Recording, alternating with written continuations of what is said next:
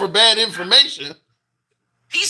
Yes, he has. He's not only for bad information, but for not doing what he told them to do. Why do you think listen, this is what is crazy to me. The minute that he brought Pam Bondi in to be the head of the Department of Justice, you guys went absolutely crazy. Okay. And didn't like it. And then he fires her for cause. Not just for no reason. He fires her for cause. She didn't do what she said she was going to do and what he told her to do. And you still go crazy. Wait, you saying he fired? I don't think. Listen, he fired. I don't. I'm still kind of wondering why he fired Pam Bondi. She was super loyal. You don't have to wonder. You don't have to wonder. There's a lack of indictments. There is a total lack of indictments. People are not going to jail that should be going up on charges and should be going to jail. That ain't his job, though. I mean, what's that? His job, is to let the Justice Department figure out who. She was in charge of the Justice Department. Right, but he is trying to do But there was no one. Hey, listen, if the Justice Department is not indicting people that they've already investigated, they already have the crimes, and they're not indicting them, they're not doing their jobs, and she's got to go. And now we'll bring in Lee Zeldin, and guess what? Lee Zeldin he gave his last fuck years ago. He's about to absolutely unleash hell because he knows what the outcome is going to be if he doesn't. I think when you say that she wasn't prosecuting people, he's trying to use her as a weapon against liberals and his adversaries. That's who he's mad she's not prosecuting. She refused to do that. No. She's not. It's really not ethical. With him using someone as a weapon, okay? They weaponize the government against him. I wholly support him weaponizing the government against those people. They should bring to bear every scintilla of power of the United States government to bring those people who indicted him illegally, who persecuted him illegally, who wiretapped and who investigated illegally. They should all be brought up on charges, and they will be. The problem is by weaponizing the DOJ to go after. It was already weaponized. Hold on. What you're doing. Hold on. That ain't what. You loved weaponization of government. That ain't what Trump being weaponized. That is not going to be an excuse for what I'm saying. By using Pam Bondi as a weapon, he is literally going to end up harming her career and possibly bringing her up on justice. She's not going to be able to go to court and say it was already being weaponized. That ain't going to save her. She's going to pay the price for him letting her do that. Oh, no, she's not. Yeah, she is. No, sir. The people that listen, when you bring charges against someone and they're false charges, either let me put it to you this way. I've said this a million times. I'll say it again. Sure. Either Donald Trump is the most diabolical, evil genius, supervillain on the planet, or the Democrats are the most ineffectual, idiotic, poorly thought out, ineffective group of people that has ever existed. You are either that freaking stupid or he's that good. Which is it? Which of those two things is it? I think it's a combination, and I'll tell you because what you left something out, and that is the Republicans in Congress and in Senate are just so docile that they're just letting him do whatever he wants. So that's what makes him look like a diabolical. They have no power. Don't blame them. Yeah, they do. They have no power. What power do they have? They could have stopped him from what he's doing in Iran, for instance. They could have stopped this. Yeah, they could have. And eventually they'll be able to, but they can't now, they couldn't when he started it. They could have. What could they do? They could have stopped him from doing that from day one. They could have stopped that. You're wrong. Yeah, I'm serious. How? How would they have stopped him? And I see in the comments, Dencal says, but the Democrats are smart enough to steal an election, huh? That's a good point. The Democrats are stupid, but they were smart enough to steal an election, huh? That has been in place for way before these Democrats ever showed up. These Democrats, I'm telling you right now, and Dencal would have a very nice career. I don't know what he's doing in here, but he'd have a great career in the Democratic Party. He's not in here. He's on another platform. But well, that's what I'm saying. What are you simulcasting this? I am simulcasting this. Yes.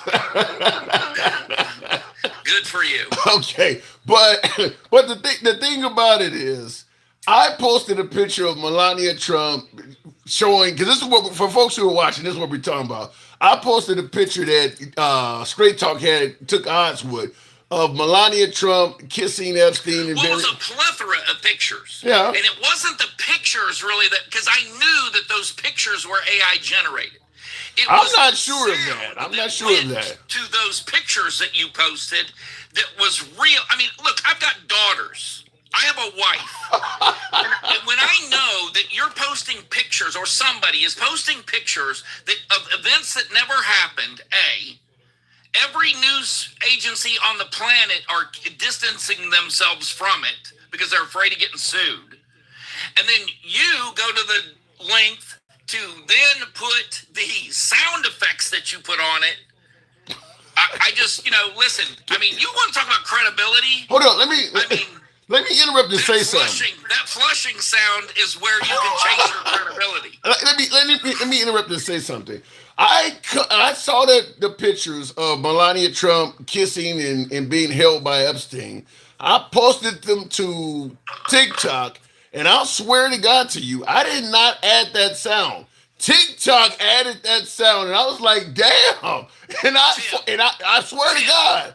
You cannot tell me. Yes. Listen, we'll leave it to the audience. Go to Tim's page.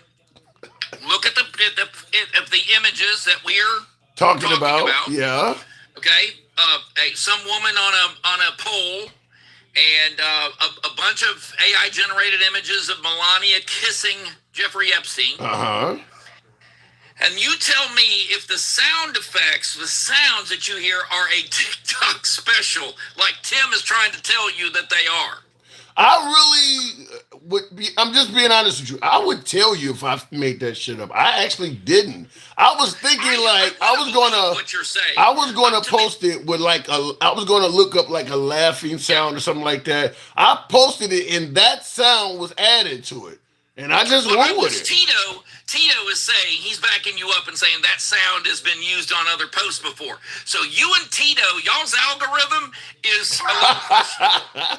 I'm just saying you that. Tito, you gave yourself up, son. You gave yourself up. Your algorithm is a little on the dark side. I'm liking it. Hey, Tito, give me some tissue. I'm liking Tito. Tito, give me some tissue. No shit. No shit. But I'm going to tell you something. What I just find the hypocrisy in is you're complaining about some sort of a graphic looking picture of Melania Trump, and you're okay with all of this shit. Trump celebrating the deaths of people, all this other stuff Trump does, and you want to suggest that Melania's sacred ground? Okay, no, hold on. I never posted that Trump wished death on Mueller. I never posted the things that Trump said about Rob Reiner. Never. You can go through all of my posts, Tim. I never posted, hey, congratulations, President Trump, you're right. Women do like being grabbed by the pussy. I never said anything like that. So you take that hypocrisy and shove that completely up your asshole too. Okay. Because that is not what I'm celebrating the president over. I told you before, and I'm telling you again, I have a lot of friends and family that say and do things that I do not support. Well, the point is, like one of my viewers, Danny, is saying, but do you condemn Trump for posting shit like that? I don't condemn anyone. Then why are you condemning me? That's a very good point. Take your time. Take your time. I'm only condemning Tim. No. I mean, I'm serious. And that was the first thing came to my head. This started as a private conversation between you and I. Right. Did it not? I had to bring a couple people along. Oh, yeah, I thought you did. You always travel in a big fat gang. I mean, look, and then you say, hey, start a live. You told me, hey, start a live. And we're on your live. No problem. Okay, Tim, you want to have a conversation? You can call me. You have my number. We're doing good. You can call my ass. You wanted to do this in front of as big an audience as your ass could get. You celebrate a man that loves doing things in front of a huge audience. I don't see why you keep criticizing me for doing the same shit Trump does. All the stuff you're telling me I do, Trump does. Whoa. That to me is the only thing today you've done right. Listen to me. I've been trying to talk to you for at least a month now. At least a month.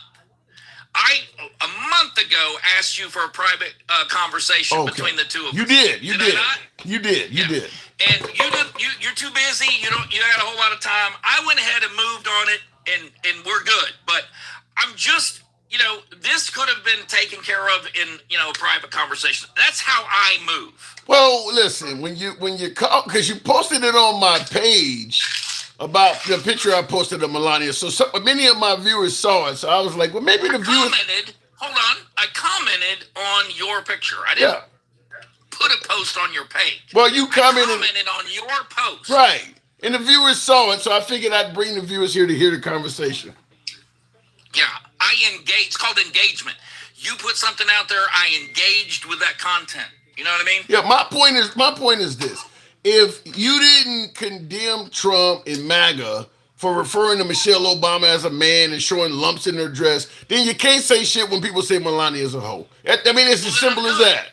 Well, then I'm good. All right, because, again, not only did I not post anything, but I have, as a matter of fact, said, that is the most ridiculous thing that I've ever heard. If you go to Candace, every time Candace talks about it, you'll find my comments. Straight Talk Commerce it's not hard to find me. Those comments are there for everyone to see. It don't matter that you post comments. You believe Trump is a great president. So fact is, he's a great president. 100%. He's a great president in your eyes while doing all the stuff you're condemning me of. So I'm in good company. Hold on. Let me ask you a question. Sure. John F. Kennedy, good president, great president. Where do you stand? Great president. Okay. Fucked around on his wife like nobody's business. Marilyn Monroe got slapped in the face over that shit. Lyndon Baines Johnson, big civil rights guy. You must love him. Yeah. Okay. He literally. Hold on. He once made a reporter stand there to interview him while he took a shit. So how's that for presidential? I think. Go look it up. I don't disagree with your premise. I'll just say this. I believe because Hillary Clinton was known for swearing at her workers and stuff too. The difference with Trump is quantity and the fact that he does it publicly. He does. How do you feel about Bill Clinton? Let me bring out your big guns in. I wasn't even going to mention Bill.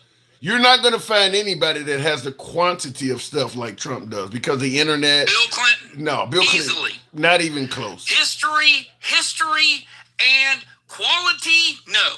Quantity, yes. I don't even believe quantity. I don't believe it. Dude, ask all those Arkansas State troopers. 6 of them wrote a book about it. There was enough for 6 books from those state troopers talking about how when he was governor and when he was in the White House and would come home. Well, yeah, if you're going all the way back to him being governor, that's like me bringing up Trump's reputation as a businessman. He didn't pay people and all. I mean, I could go into all kinds of shit. He was in business. Right. That's not the same. Bill Clinton was a governor that never spent a day in private practice, never spent a day in private industry, ever. Let's get that clear. Well, then you're covering a lot more years. What President Trump did before going into public office, 2016, I think was the first public office he ever held, was President of the United States. And I'm almost 100% positive about that. So from that day, Inauguration Day in 2017, 2016, whatever that was, until today, fair game, whatever. Okay. Well, the point is, if you're gonna compare Bill Clinton's political career going all the way back, then yeah, you're comparing a whole lot more years. Thanks, big boss. I mean, you're probably comparing 2 to 3 times as many years of Bill Clinton to Trump because Bill Clinton was only president for 8 years. You're comparing his career as a governor and all of that shit. So it's gonna be you're using way more years. I'll spot you. Let me when you have DNA evidence on someone's dress that President Trump, gave to a 21-year-old in the Oval Office. You know what I mean? He donated DNA to that girl right in the kisser. in the Oval Office while he was president and married to Hillary and father to Chelsea. At least she was an adult. You got kids talking about Trump raped them. 21 years old. I've got a 20-year-old. Kids. If I found out that 50-year-old man dumped a load on my 20-year-old daughter, Secret Service would not have helped him. First of all, he didn't dump a load. He did. Fact is, what do you mean he didn't dump a load? He got all over her dress. What did she? I mean, come on. Okay. So you don't see any difference between a 21-year-old and somebody that's like 13. Whoa. Of course there's a difference. And who the hell is talking about 13? The girl that was interviewed by the FBI 4 different times. What did the FBI, Tim, what did the FBI say about that interview? They say it was credible. No, sir. Yes, they did. Yes, they did. No, they did my God. Not. If the FBI had a credible interview with a 13-year-old girl and the FBI said, this is credible. That's what happened. No. Yeah, it did. So they just interviewed her. They interviewed somebody that lacked credibility 4 different times. What's that? They interviewed someone that lacked credibility 4 different times. They gave her 4 different opportunities. That's how seriously they took it. And all 4 times they came up with zilch. Well, I'm telling you, you need to do your research on it. They did come back and say her statements. I'm doing it right now. Her statements were credible. Because there is no freaking way that the man, if the FBI came out and said, we found her to be credible. Take your time. The unnamed woman told the FBI in interviews that Epstein introduced her to Trump in the mid-'80s. She claimed Trump ordered others out of the room, told her, let me teach you how little girls are supposed to be. News reports that while the assault itself is unproven, some details of her life, legal history, and association with Epstein were verified. Investigated by Leo Jiffon scrutiny, 16 pages, 3 within claiming the documents. Duplicative. Uncooperated witness. Take your time. I'm 100% certain of this one, Straight Talk. I'm 100% certain of this. This was news because they didn't want this stuff to come out. Maybe you can find it because I'm telling you right now, I'm reading the entire thing right now, and nowhere does it say that the FBI claimed that it was credible or that they took it credibly. Okay, first of all, there's still 39 pages. I see completely baseless. I see false, sensationalistic. First of all, 39 pages of it are still not released, so you can't be reading all of it because they still hiding some of it. They just released 16 new pages in March. Email included in the files noted that one identified victim claimed abuse by Trump would ultimately refuse to cooperate in 2019. And this is, by the way, this is before he was president. So you can't. What the hell does that got to do with it? I'll tell you if you'll listen to what I'm about to say to you. Sure. This is far sooner than he became president, so the FBI would have absolutely no reason to find this woman not credible. Why in the hell would they not have arrested Trump back then? Because they didn't find the information credible. To be honest with, and that's a great question you asked about why they didn't arrest Trump back then. To be honest with you, it's amazing that virtually nobody. I think even hold on a second. I think even despite both of us being on opposite sides with Trump, I think everybody believes that some girls were abused by powerful men. Yet nobody has been arrested. It ain't just why Trump hasn't been. They haven't arrested anybody. So we know people are getting away with it. So doesn't that bother you at all? Doesn't it flavor this thing a little bit to you? Because it does to me. Yeah. And it also makes me wonder if the president isn't right and this whole thing is a hoax. That they're not prepared to take anybody in. Hold on. Let me tell you something you might not know. Because the Democrats trot this woman out every time they talk about this subject. There is a woman that was a junior in high school or senior in high school at the time. Gave Epstein a massage. He gave her $200. She refused to have sex with him. She goes to school and recruited 8 other girls that became a part of this whole thing? Victim or no? Victim. Is it? If I got it, Because I'll tell you something from me. I have 3 daughters. If my daughter came to me with the same fact pattern, said, "Hey, Dad, I made $200 giving this old dude a massage, and then I went to the school and I recruited 7 of my friends," guess what? That's not a victim, and that's my own kid, dude. oh my God! First of all, I don't care if my daughter volunteered to do it or not. It's pretty obvious that the dude does not have the best intentions. Why the hell does this old ass man want all y'all young girls around him giving him massages? You know what dudes are on? Come on now. If you hold up, if you want to start taking care of this, I got a shovel. I dig holes. That's what I do. Okay, I'm with you. If this guy hadn't hung himself, I would have been there to do it for him. Not a problem. I think what you said is crazy, though. That you don't see these young girls as victims until they're taking the money. I mean, you ever heard of No. It's not taking the money that makes them not a victim. When you want to claim to be a victim and you recruited 7 other people, no. You stop being a victim at that point, my friend. You're a victimizer. You ever heard of You victimized 7 other people. You ever heard of Stockholm Syndrome?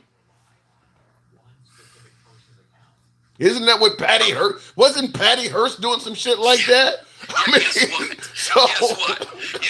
Patty Hearst is very lucky I wasn't her judge. Stockholm Syndrome. She would be no, dude. Oh my God. Let me just say it like this. Go ahead. You got plenty of pimps that brutalize a hoe and also have that hoe out there recruiting new hoes for him. That happens. Adult women, number one. So it's even worse than his kids. Let me finish. At what point is there personal responsibility? Are you allergic to that? Do you just not accept any responsibility for any goddamn thing? So you want the kid that was working with Jeffrey Epstein. You want the kid to be viewed as a bad guy. What? Okay, you say kid. They're not 18. Okay, so 18. If she was 17, I get it. That's a child. So you're saying you're saying that if she'd have done that at 18, I'm with you if that's what you're saying. Yeah. I can accept that. It's not a problem. I don't even think they were 17, to be honest with you, but keep going. What I'm saying to you is, I've known some people that were too mature for that shit at 13. I know some people you've never met my middle daughter. Oh my God. And I've met people that are still immature at 26. I can't believe you saying this. Keep going. Just go ahead. I'm gonna let a little bit more rope out. I'm gonna let a little bit more rope out. Keep going. Never gotten my middle daughter in that situation ever. She would have seen right through you. So these girls that then went and recruited more girls, you don't view them as victims. The one individual that they talk about in these reports that was recruited, paid for massage, offered sexual relationship and denied it, turned it down, said no. And he didn't touch her, by the way. She claims that he did not have sex with her at all. So in other words, he asked her, she's 17, gave her $200. She says, "No, thank you. I don't want to have sex." He says, "If you know anybody that might," she goes to school that day, as a matter of fact, and recruits 7 other people that might be interested. Straight talk. You're saying that that's a victim. Yeah, straight talk. Let me tell you why I say what I think what you're saying is not only bullshit, but horrendous. First of all, a grown-ass man paying a 17-year-old girl to massage him. That shit is wrong right there. That is a juvenile. That alone. Why the hell are you alone with a 17? That is wrong. And then, hang on. And then, no, let me finish it. No, I'm going to stop you. Stop. That's wrong right there. Stop. You are characterizing this with "I'm okay with" or "I'm all right with," and that is not the case. I'm telling you the fact pattern here, dude. Start doing this fairly or get the fuck out of here. Now, it was not what I said. Taking your words. Yeah, it is what you said. Yes, you are not taking my words. Okay. People can hear you, man. People can hear what you said. Look at your comments. They hear you. You know, obviously they don't. They have the same hearing and understanding. Look at your own damn comments on your live. Look at your comments. If I was doing it live, I would bring up callers and ask them. But look at your own comments. They can hear you. And then you not only do you get a massage from a 17-year-old, then you ask her, do you got any friends? What kind of shit is that? Yeah, they victim. They asked her. That is what she says they asked her. I can't believe you defended this shit. You don't listen to the news at all. This is kind I'm of listening to you. That's what makes it even worse. What I'm saying to you is, you don't even know that this is the fact pattern. This is what happened. You are stuck on Trump did all this stuff. You don't even know what actually happened. I can tell you one thing, based on what you're saying, I see why you defending Trump.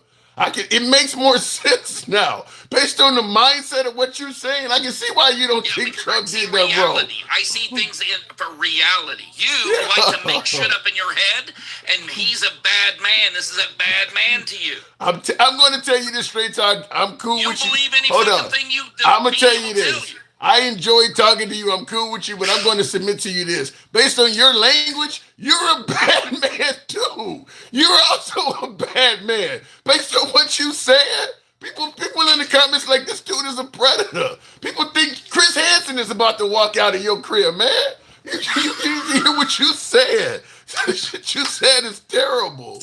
You would get dismissed from every jury. It's a good thing I don't go to the kitchen. I tell you that. It's a good thing I never go into my kitchen, okay?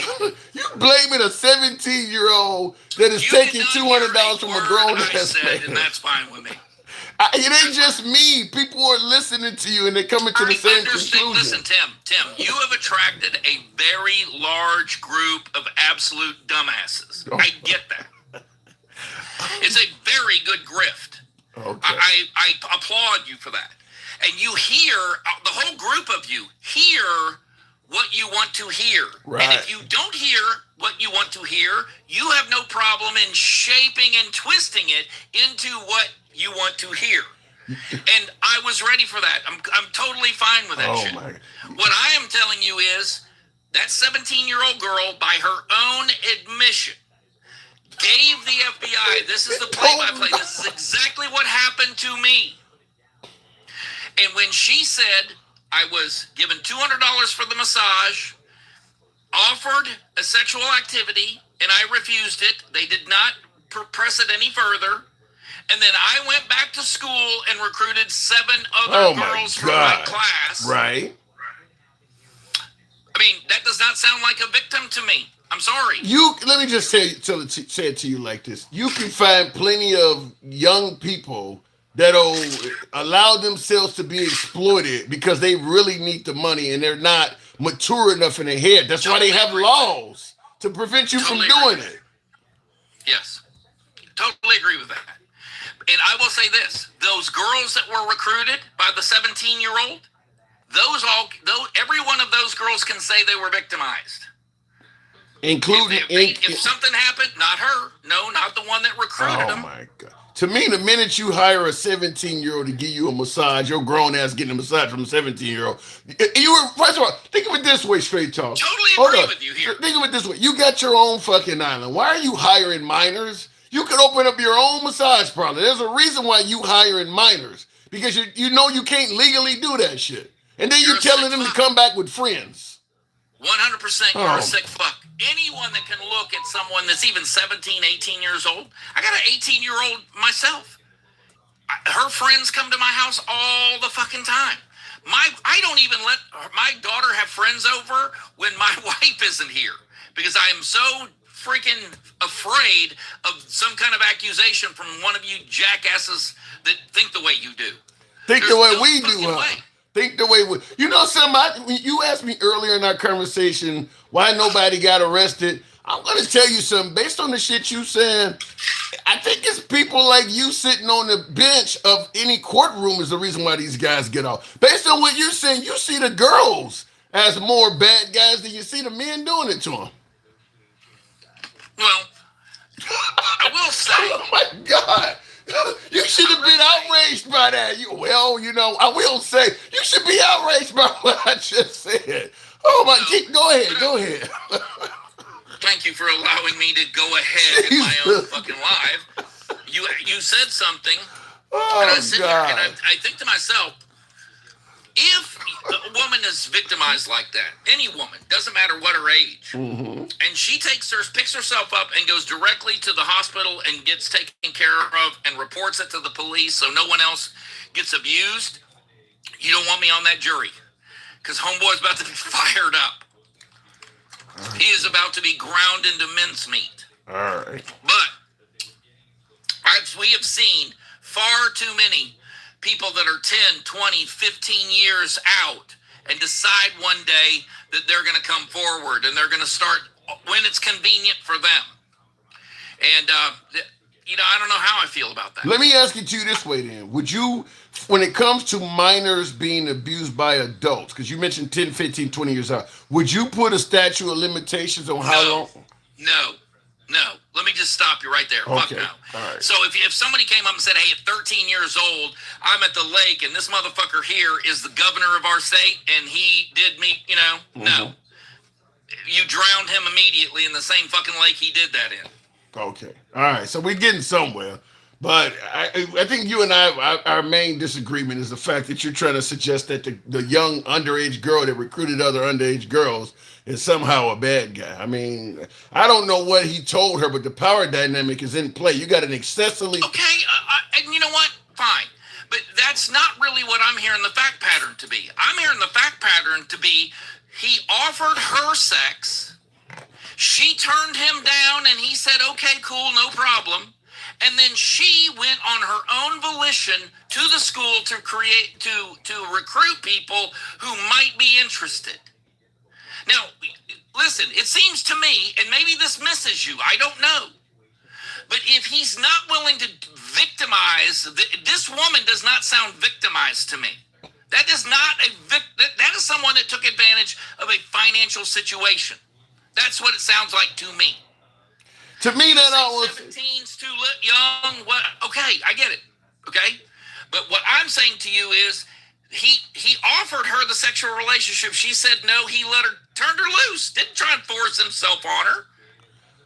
She took it upon herself to go find him somebody. It's a kid, straight talk. This is a child. You keep saying that, but she refused. And he said, fine. You see what I'm saying? I get all that. If she was that intimidated, if she was that a kid, as you say, that not, immature, not savvy, it seems to me that she would have been intimidated into having sexual relations with him. That's all I'm saying to you. Okay.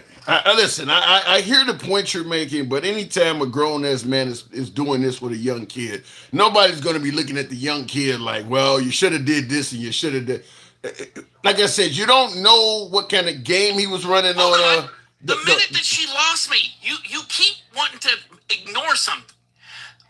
She didn't lose me at them, giving her the $200 and abusing her. She was a victim at that point.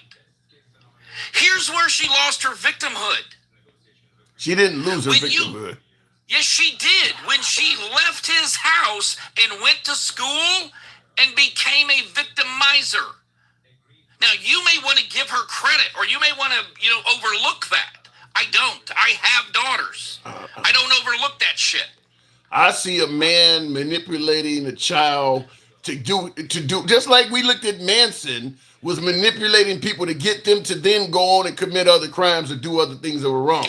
But the people were manipulated. Yeah, what happened to the people that Manson manipulated? But what happened to them? They were grown-ups, though. Yes. They were not. What happened to them? They got lighter sentences than he did. But they stayed in prison for 60 years. Well, people did die in the process, but at the same time, they were viewed. Has anybody gotten out that did the Manson murders? Anybody get out? I believe the woman got out, but they were viewed as also victims of sorts, and they were adults, 17 years old, 16 years old. They weren't viewed as victims by me. Okay. You put yourself in certain situations, Tim. I'm a guy of personal responsibility. You have personal autonomy and personal responsibility. Period. I don't. This is the first time, considering that I do have MAGA views on some of these platforms. This is the first time that everybody disagree with the person I'm talking to. Everybody disagrees with you. I mean, like Do you think that that's the everybody. first time for me? Do you believe that I am not used to a bunch of morons listening to what I say and disagreeing with me? Well, some of these folks don't just disagree. They think your ass was a predator. I'm gonna have Okay, to well, wrap listen, this up. listen, anyone that is uncomfortable in this room, there are plenty of TikToks that are going on right now. Anybody in the comments? Jeremy agrees with you. Jeremy That's why agrees I'm with not you. paying any attention to the comments right now. Okay. You know what I mean? All right. Well, It's your I crowd. am It ain't going my to do crowd. that. Because I was about to go live anyway. I'm gonna get out of here because I'm gonna end up talking to some of these folks. So I'm gonna go ahead and start my live up now. But I'm just shocked, straight talk. I didn't expect you to view these little young girls as bad guys. I wasn't expecting that. Well, I don't. I don't. And see, again, you're trying to mischaracterize what I said. And you're going to do what you're going to do. And there's nothing really I can say or do. Well, You have totally, you understand what I'm saying. You can intellectualize it. I know you're a smart enough man to know, but that's not the narrative you want to push. You want to push that I somehow think that this girl was a victim, or I mean, that she was not a victim. She started out a victim. I'm just saying, people can hear you and they got a difference of opinion in the way you're explaining it. I gotta go. I'll leave it at that. I gotta go, but they have a difference of opinion. Straight talk. Thank you for letting me come up. I appreciate it. Yeah. And I'll go ahead and switch over to my own live now. For you folks that are watching it on YouTube, nothing's going to change. Hang on a second. I'm just going to go straight into my own here. That was interesting. I ended up going to his page. That's why you didn't hear me taking callers, because I was on his page. But now I'm about to start up my own here. I have nothing after that. To quote Whitney Houston, I have nothing, nothing at all to hear somebody talk like that. But let me see here. I'm just going to do test and broadcast because I wanted to talk about what how do folks feel that this negotiation that JD Vance and all them are involved in. But give me a minute to get this damn thing queued up. We're gonna queue it up on this back on TikTok, but this time it'll be my live and I'll be able to take callers, etc., etc. And good evening, all of you folks. Now I can actually read your comments as well. So looking in the comments, he was trying to say 17 isn't that young. What the fuck is wrong with bro? Yeah, he was trying to say something like that, at least in my opinion. And it is young. Certainly for Epstein. Epstein, I don't know how old Epstein was at the time he was doing this stuff, but he was a lot older than 17. Because there are some protections. If you were, let's say you're like 21 and you got a 17-year-old girlfriend, I think there has to be an age gap.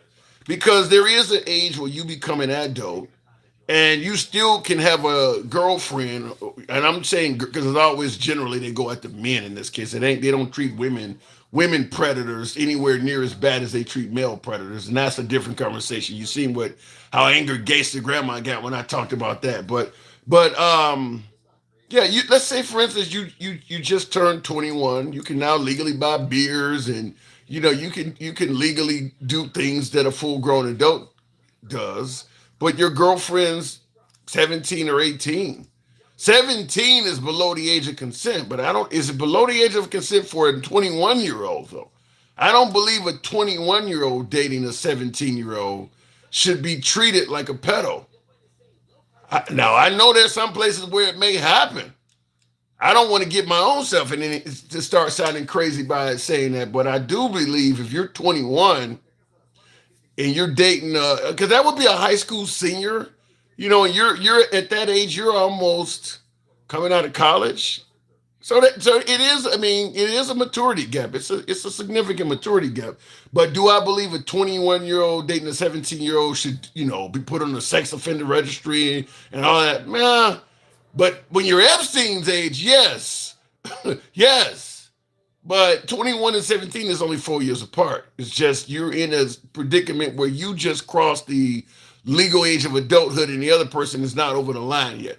Anyway, I'll go straight to the box. I'm sure a lot of you folks did hear that. I want to hear a defender of this. Jeremy, now, Jeremy, you're saying that Straight Talk was, you agree with him on this, right? You're a pedo defender, you piece of bald ass shit. You deserve the fucking wood chipper. Now, are you talking about me or are you talking about him? Yeah, absolutely fucking lutely. You absolute piece of shit defending a predator. That 17-year-old is a predator. Really? So yes. And no, before you say any stupid shit, let me ask you this. Why is it that we can charge a 14-year-old as an adult if they commit murder? that's a great question. And I'll tell you right off the bat, I don't agree with charging a 14-year-old like you would a grown-ass man. I don't agree with it. I think that a lot of that is based on public's desire for revenge. I don't believe in throwing a 14-year-old away like that. But that's a great question. You are right about that. That's a great question. Yeah, I do. Well, because you know fucking better at 14, and you know fucking better at 17, and to now recruit other girls. That's fucking disgusting, and you're a predator defender. Okay, well, here take a chill pill. Here's why I disagree. Because you said at 14, you know fucking better. Well, do they know fucking better enough to own a gun? Do they know fucking better enough to fly a plane, to drive a car, to vote? Only when they commit. Only 2 years away, and you do. And then all of a sudden, not only 2 years away. Hold on. You didn't hear what I said. You didn't hear what I said. If you're going to suggest that a person at the age of 14 should be treated like an adult, then goddamn it, treat them like an adult. Let them drive. Let them own a car. Let them own a gun. Don't only pick and choose when you want to make them an adult. If you're going to tell them they were adult enough to make the decision, then they should be able to make all the other adult decisions. No, Tim, you can already get a hunting license at 12, and at 16 you can work and drive. You gonna let them vote? Those are under the age of 18. Would you be okay with letting them vote at 14? No. Why not? They know well enough. Because we've already established that there are different ages for different levels of competency. So they're not competent enough to vote, but they're competent enough to know right from wrong and for you to throw them in prison for the rest of their life. There's some things that are very obvious that you don't need a lot of immaturity to know better. At 14, you know better than to murder somebody. Yeah. And like I said, this is where I totally disagree. My point remains simple. If you're going to treat me like an adult, then give me all the rights and privileges of an adult. It's simple as that. Well, let me ask you a question. Do you believe that the age of majority should be 18? I would go with 21. Okay. Well, do you think that we should wait till 21 to let people drive? I'm trying to see, do I even believe you need to be a full-grown adult to drive? I mean, you can ride a bike, you can ride a motorbike as a kid. I mean... A motorbike? You can ride a motorbike? What are you talking about? Okay, like if you want to... You can ride three-wheelers and everything as a child. I don't think you necessarily need to be a full-grown adult to drive. You need parents' consents for that kind of stuff at that age. But you don't need to be grown. You could be a 16-year-old who's been emancipated. You could be. Yeah, but hold on. A 16-year-old can only start driving completely independent of their family at 16. No, but that's the only time they're allowed to do that. I'm just simply saying I believe I'm fine with making the age of maturity 21. I don't think you need to be a full-grown adult to drive a car, though. I just don't. You mean a 3-ton death machine that every single year kills more teens than anything else in the world? Are you serious? For the sake of the argument, I'd be fine making them wait till they're 21. Okay. You know what? I'll give you a little credit. There's at least a little consistency. Because I didn't start driving until I was 20. So, I mean, I would be fine. Look, I know maybe if you want to make some special provisions, they're going to work, going to school or something like that. They got to stay off the highway or something like that. I don't know, but I'll be fine making them wait till they're 21. I believe that there are different levels of competency required for different things.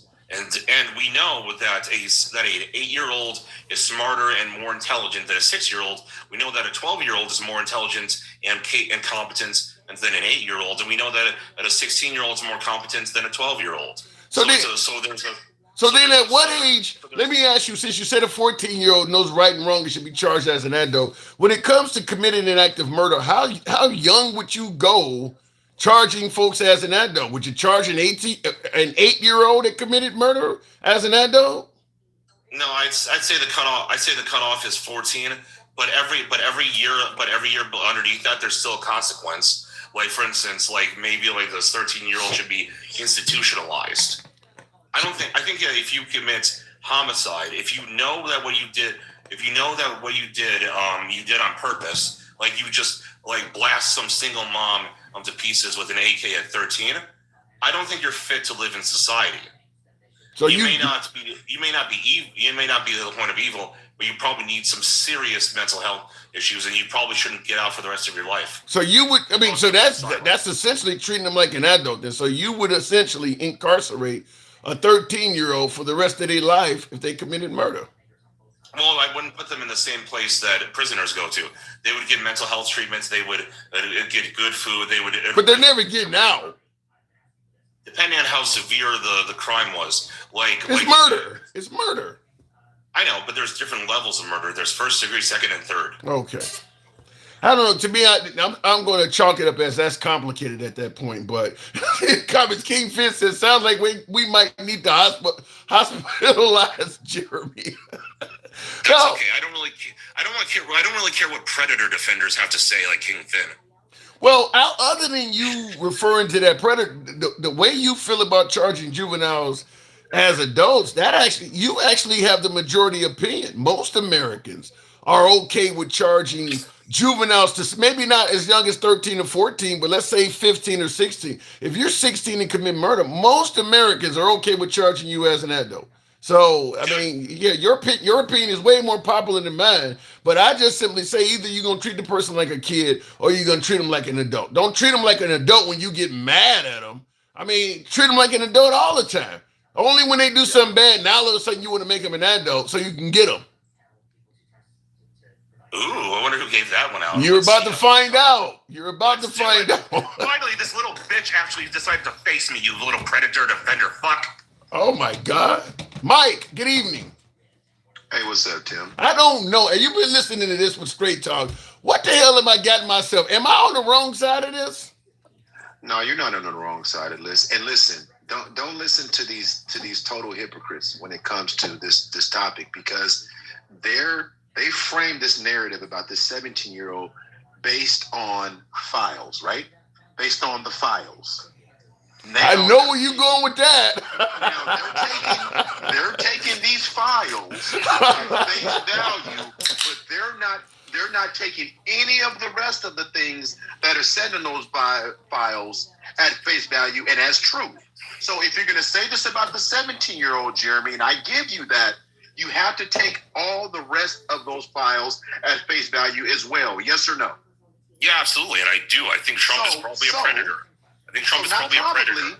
But Mike, your conversation, well, you're making a great point, probably was more aimed at Straight Talk than Jeremy, because he's admitting he thinks Trump is a predator. I know, but here's the thing. Here's the thing, Tim. This stuff was on. This was on the table before they voted. This was on the table before Jeremy got off the Trump train.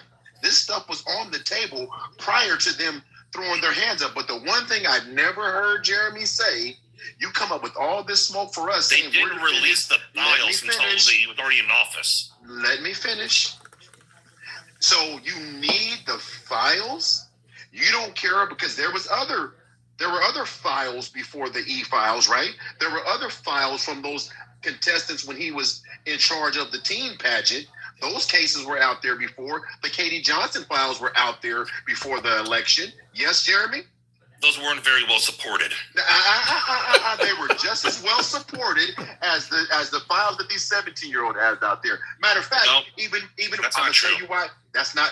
Was there a case number associated with this 17-year-old statements? Not yet. Was there a case number associated with the Katie Johnson statements? The answer to that is yes.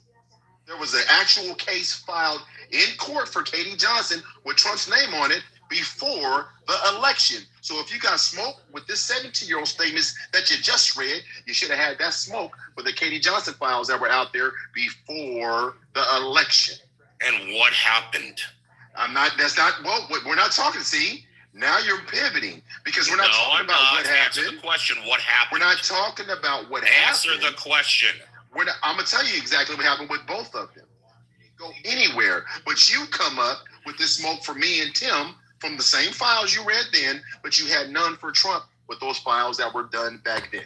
Oh, I got some. Oh, you want to know? I got smoke for you. I got smoke for you because we went on the premise. We went on the premise that that what happened with a 17-year-old was supposedly true, and you still wouldn't call her. Let me ask you. Hold on. Let me interrupt and ask you that, Mike, because what Jeremy Tormia knew in suggesting that the 17-year-old that gave Epstein a massage for $200 and then went and recruited some more of her friends to allegedly give Jeffrey Epstein sex and massages, that the 17-year-old was a predator. Do you agree with him that I'm defending a predator by saying this 17-year-old was actually a victim? I believe that the 17-year-old was a victim because here's what I believe. You asked me what I believe. Did the 17-year-old refuse the SMEX acts but understand that they were making money by doing what they were doing and potentially didn't see any harm in it? That's a possibility. But the funny thing is they got so much vitriol and smoke for this 17-year-old, but not the smoke for the man who's asking her to do said thing is crazy to me. Now, wait, you think I don't have smoke for Jeffrey fucking Epstein? Fuck that guy. No, hold on. But if you got it for him, see, here's the funny thing. Again, either you don't read, you don't have critical thinking skills to go back to the Katie Johnson. I'm going to keep going back to the Katie Johnson case. I'm going to go back to the Hollywood Access tape. I'm going to go back to the video of Trump saying he'd be dating a 10-year-old in 10 years as evidence of you didn't have smoke for that and you voted for him and you heard the audio. You didn't even need court docs. You heard the man suggest that he would be dating a 10-year-old in 10 years when she was 20. Now, let me ask you a simple question, Jeremy. And I don't know, maybe you've never dated, maybe you've never had pussy before. But have you ever looked at a woman that you were attracted to, that you wanted to date, and not been physically attracted to her? No. What? Okay, in other words, if you tell a woman you want, in other words, if you say I would love to date her, that means you think she's fuckable. And when he said if she wasn't my daughter, I would be dating her, he's indicating that meant Trump thought his own daughter was fuckable. That girl on the escalator, when he said, "Can you believe it? I'd be dating her in 10 years." In order for a man to say that about anybody, there has to be a level of attraction. Would you agree, Jeremy? I think it's super creepy, and there's definitely suspected at one. But if he's thinking hypothetically, he's thinking in the idea that if you roll the clock forward, she'll look like someone who's attractive. Jeremy, that's crazy. Does that mean? Hold on. Does that mean I don't have alarm bells going off in my head? Fuck no. But you voted for him with those alarms. You voted for him. Yeah, because the other option. Yeah, because the other option was horrible Kamala Harris. No, but one thing that you couldn't say about her that she was a predator. You couldn't say that she looked at you couldn't say that she looked at a 10-year-old or even his own daughter or even sexualized his own daughter. You couldn't say those things about her. So when you come up here calling me all kind of names and calling Tim all kind of names, but you didn't have that smoke enough to not take your weird ass in the booth and vote for that man, and all of that shit was on the table before the e-files came out. Everything I just said was on the table before the election, and you ignored it, or you beat off to it, whatever you did, but you come up here calling me and Tim all kind of names. Sounds like projection to me. Well, it sounds like you let all that shit slide and still voted for him. That's what it sounds like. No. So that's what you did. No. Unless you're telling me you didn't know about any of that stuff. Some things I didn't know about, but for the most part, most of what he said just sounded like somebody who has a bad sense of humor. Jesus Christ. Why would you wait a minute, so you're going to give a grown man in his 50s, you're going to give him, listen to yourself, you're going to give this grown man the benefit of the doubt. I voted for him in 2016. I voted for him in 2016. 2020, you voted for him in 24, right? Yeah. It was on the table in 24. What are you talking about? I think in defense of Jeremy, I'm just going to say this, Mike. I think that the Trump administration has done a real good job in convincing folks that most of the shit that's come out that is anti-Trump is part of a witch hunt, Democrat conspiracy, and stuff like the fake news media. So I'm sorry. a lot of folks didn't take it seriously. No, fuck that. Nope. See, here's the thing. Nope. And I'm saying it with the nope on it, the hard P. You know why? Because Jeremy, if that were the case, he wouldn't take those files serious. You understand what I'm saying? If he convinced they them weren't. all the hoax, they weren't taking them seriously at first. They were not. But what I'm saying, all of a sudden, as we sit here tonight, Straight Talks and Jeremy are calling us pedophile defenders because of a 17-year-old went to school so they must believe the files exist now. They must believe that although he called them a Democratic hoax, they weren't real. His name wasn't in them. I never thought. That's one of the reasons why I didn't. Hold on, Jeremy, hold on for a 3 second. minutes. No, there. And I'm saying it generally. I'm telling you what Donald Trump sold to his supporters. All of the things I just said. Democratic hoax. There's no there. He would never been on the island, which we know that's a lie. All the things he said, which we found out that were lies. But you look at the e-files now and you want to demonize this 17-year-old, then I must submit to you, let's go back to the things before the e-files and say, so what about these things that happened that you didn't demonize a grown man? Well, let me answer your question. Number one, when it comes to the e-files, that was actually something I actually was mad at him for, and part of the reason why I left MAGA. Okay, that's number one. Number two, when it came to these other things, all these other things were not proven in forms of essay. They were just as gross remarks that creeps me out at first, but they didn't prove anything. Sure they did. They proved just as much as the 17-year-old docs proved. But it came out of his mouth. There's no third party. There's no he say, she say. There's no depositions. Donald Trump said out of his mouth, I like to grab him by the pee. No. Let's remember what the conversation actually was. Don't misquote it. Okay, you're doing that on purpose. He said that women let you do stuff, which, by the way, I'm sorry to say it. I know people don't want to hear this, but a lot of women, oftentimes, who don't have good morals and don't have good people. Okay, no, I'm gonna finish, and you can fucking wait. Okay, they oftentimes will behave differently around billionaires because they want to sleep their way to the top. That's what he was saying. Are you excusing again? You can no, do he's all a that pig soft for shoe. saying yes. Listen, you can do all that soft shoe tap dance and all the fuck you want. The man said, "I can't control myself. I just start kissing them." That. Wait a minute. I think he did. He did. He said he can't help himself. He said, Jeremy, would you like me to play it? I'm going to be Let me see if I can find that. I'll see if I can find it so we can hear it. I just can't help myself. I just walk up and start kissing them. And then they'll let you grab them. And I'm simply asking you, Jeremy, if you can excuse that behavior, how do you have so much on an older man that should understand that with power and privilege comes responsibility?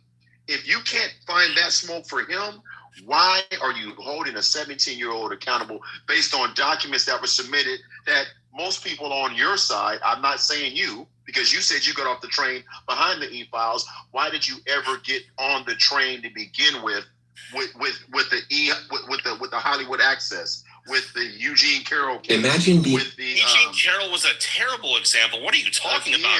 There was so much that. Yes, it is. It absolutely is. Have you actually read the documents? It wasn't even in. It was in civil court too, which is an extremely low demand for evidence. So did you? If you read the docs that you asked me, did I read it? What did the judge find in his findings? What did the judge say, Jeremy?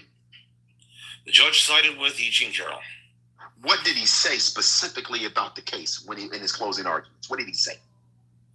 Give me a second. I don't remember that. I'll tell you. The judge said specifically, if the statute hadn't run out, he would have charged him because it was clear that she had been physically penetrated. Now, if you're asking me, did I read it? Clearly, you didn't read it, because if you had read it and heard that from the judge, That judge is Well, telling they you what dismissed this the. thing was. But you got to understand, Mike. They dismissed the judge too. I mean, the Trump side of the aisle don't. Any judge that rules against Trump, they believe the judge is in on it as well. I understand the hypocrisy, though, Tim. That's why I came up here. Bro. I get it. The hypocrisy to jump on you and call us pedo defenders while you simultaneously vote for somebody with a history longer than Jeremy. You're 39 years old. He's been doing this shit longer than you've been. I'm 30, not 39. Get it right. Oh, you're 30. That's right. That's your other. That's MAGA reaction. You're 30. He's been doing this shit longer than you've been alive. Damn. But you didn't look at any of that shit, and you have the audacity to come tell Tim or myself that we are somehow simping for a P3DO, when we literally sit on this app all the time and try to convince you guys the person that you voted for and a lot of people in this circle are the very thing. That's kind of hypocritical, Jeremy. All right, folks. I got to move it on. And I did read it. All right, fair enough. I got to move it on. Mike, thanks for coming through. Appreciate it. Well said, by the way. And Jeremy, of course, despite your anger, you're always welcome back. Thank you very much. By the way, since we're doing this now, tap the screen. This is kind of an improv deal where I was on someone else's live. A lot of you folks heard me talking to Straight Talk. And this all started, I wish I don't have it queued up on my screen right now, but I posted a picture that I saw online of Melania Trump kissing Jeffrey Epstein, and there's a couple other ones that referenced her, I guess put her in a light of being like a stripper or something like that on a pole or whatever. She was standing near a pole or something like that.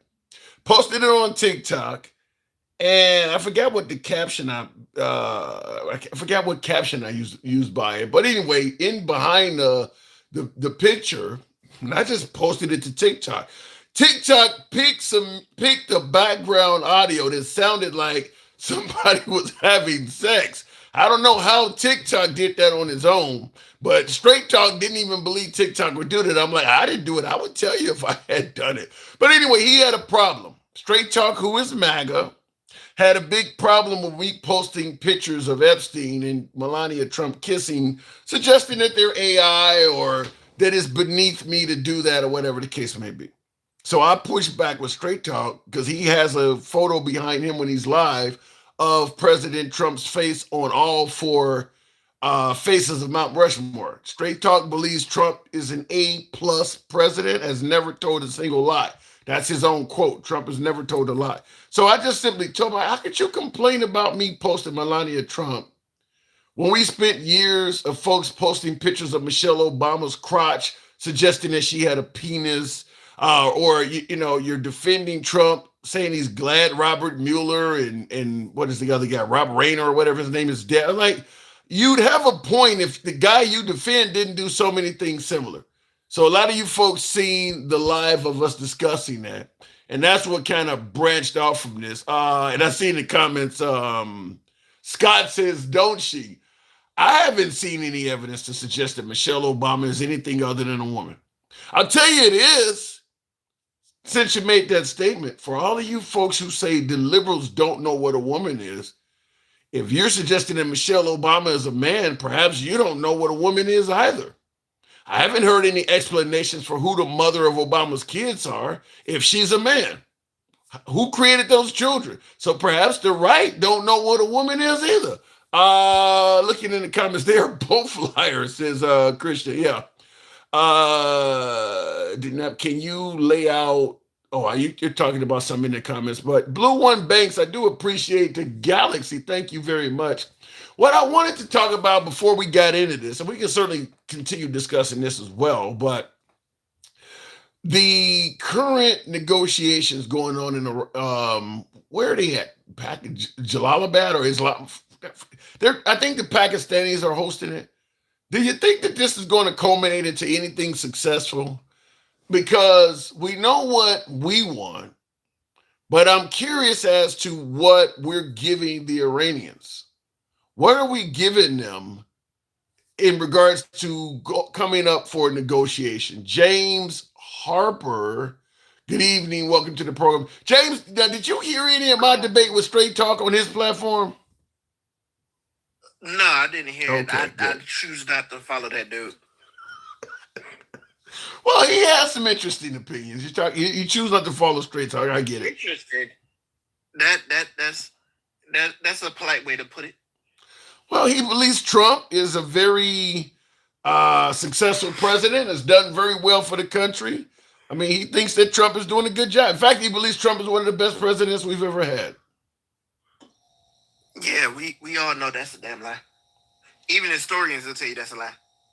Well, any historian suggesting Trump is not a good president or not the best, I mean, everybody's judging the presidents on various metrics. Now, me personally, I'll give Trump, I always say this, I'll give Trump credit where I think he deserves credit, but I don't know by what metric, economic, world peace. I don't know, like, what are you using? What metric are you using to put Trump on the top? I don't know, but he's not the only one that believes Trump is one of the best we've ever had. My opinion. Well, Go ahead. MAGA believes that they're part of the 1%. Like anything that the GOP does, they think is automatically going to be positive for them. Well, some of it will be.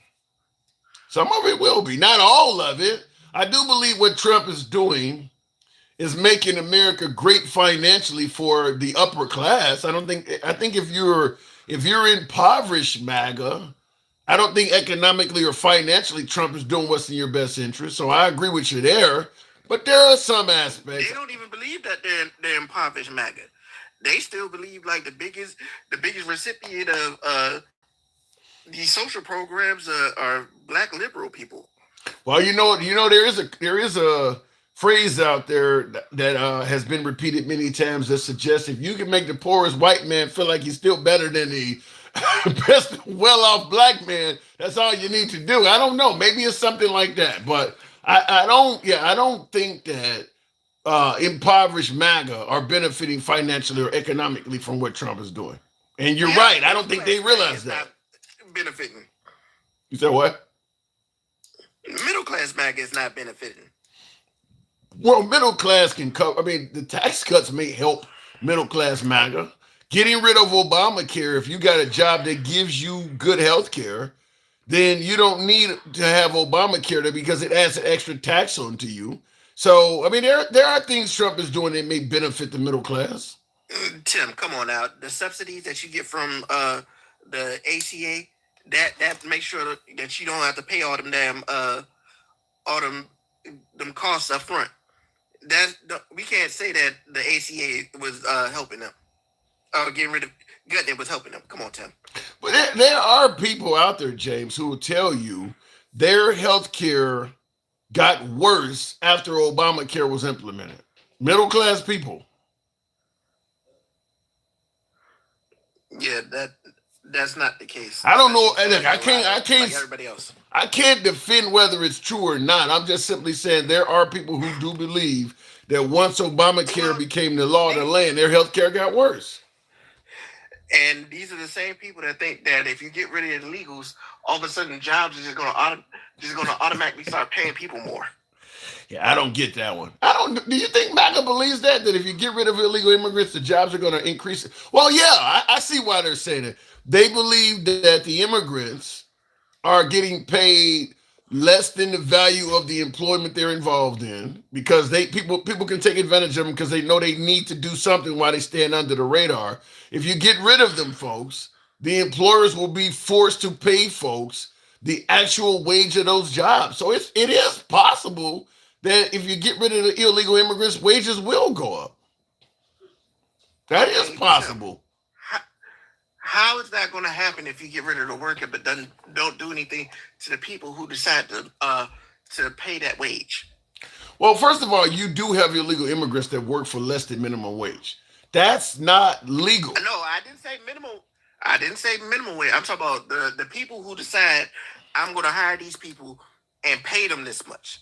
Because remember, like it's up to the employer what they're willing to pay. Right. So if you just get rid of the people that's willing to accept it, what's to incentivize them to be like, you know what?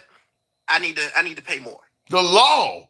If you got a bunch of illegals working for you and you're paying them under the table wages. Wait, hold on, let me answer. You just said the The law. Let me answer you. You said what's going to incentivize an employer to pay regular folks if you get rid of the illegal immigrants? What's going to incentivize them to pay the Americans a better wage than they were paying the illegals? The law. And what I'm simply saying is, if you're paying illegals, let's say for instance they're picking crop or whatever, and you're paying them less than the labor law requires, or you're not. I mean, and by the way, your pay is covered more than just what you get in.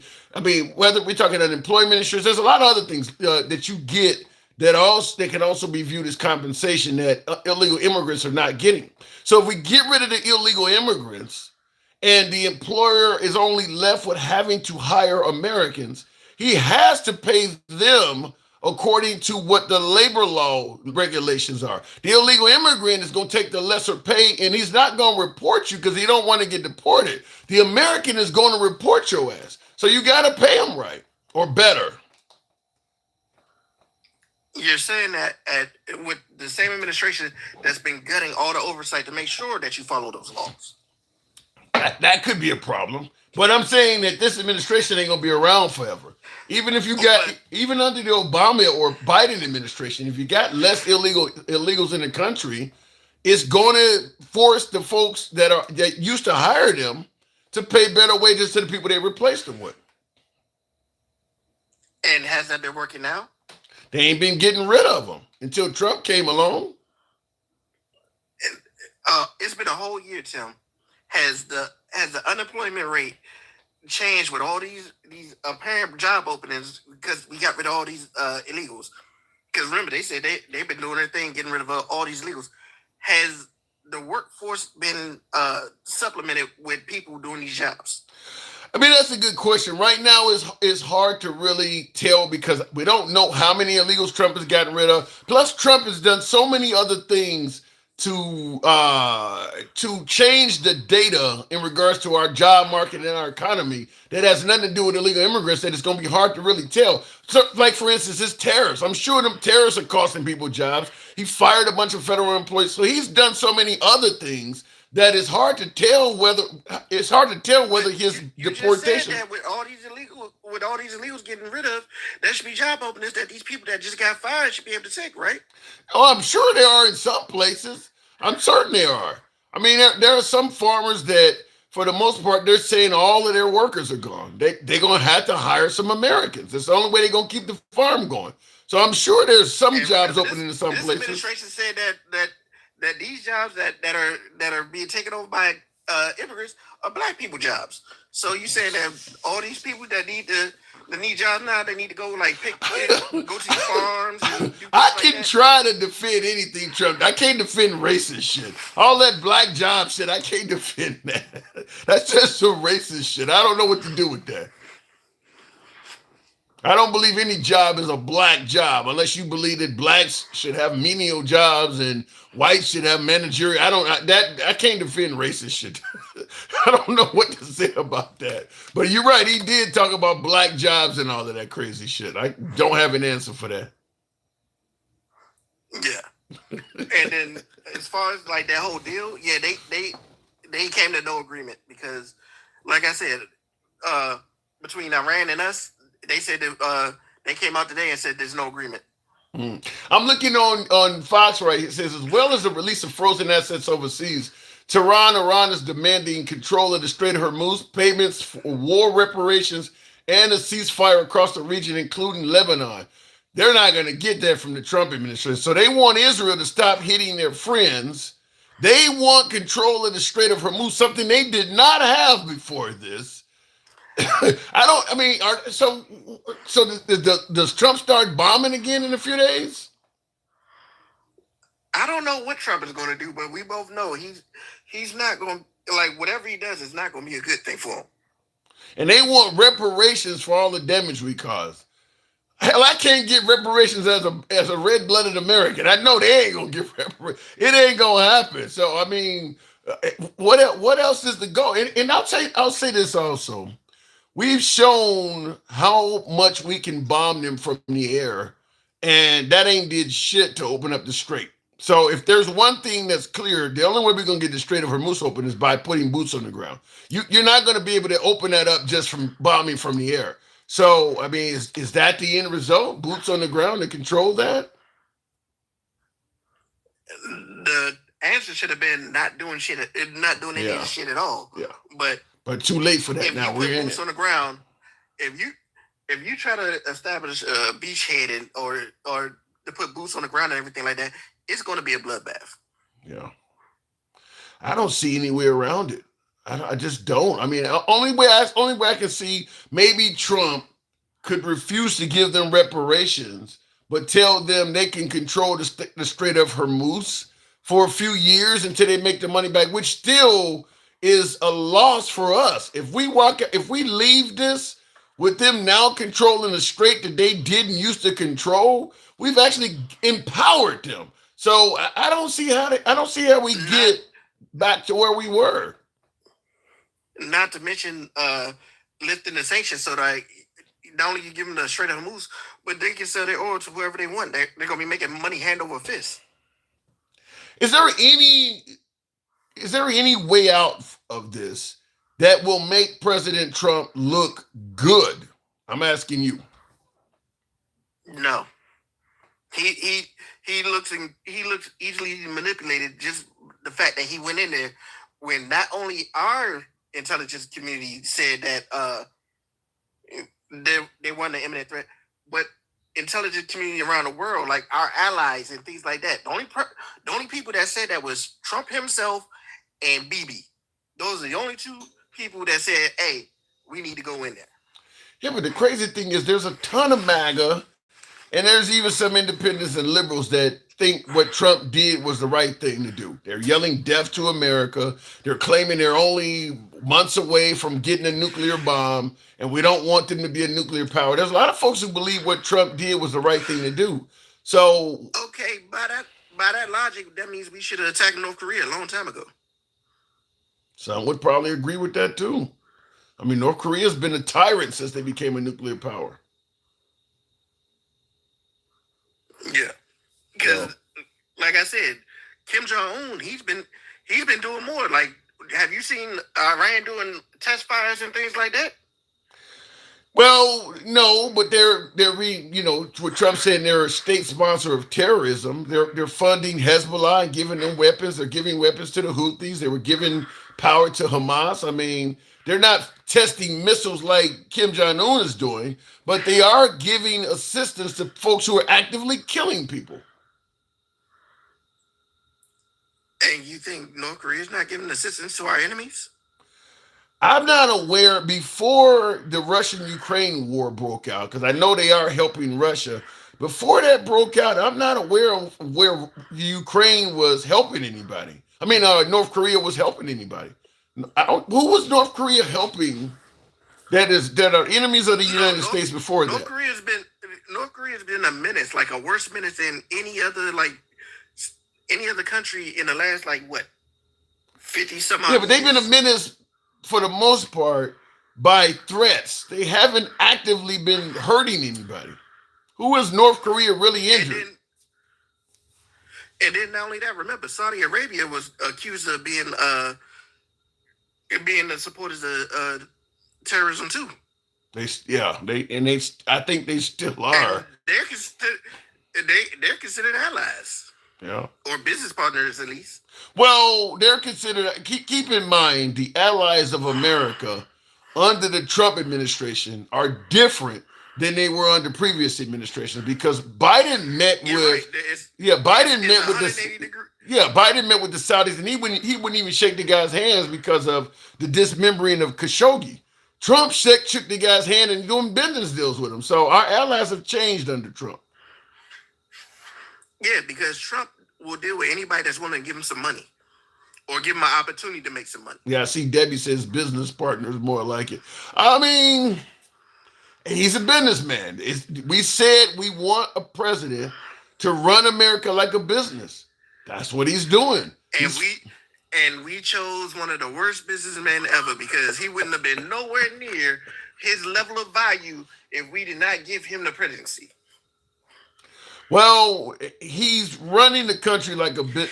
I'll tell you this: you get a CEO to run you're right. He's running the country like he ran Trump steaks.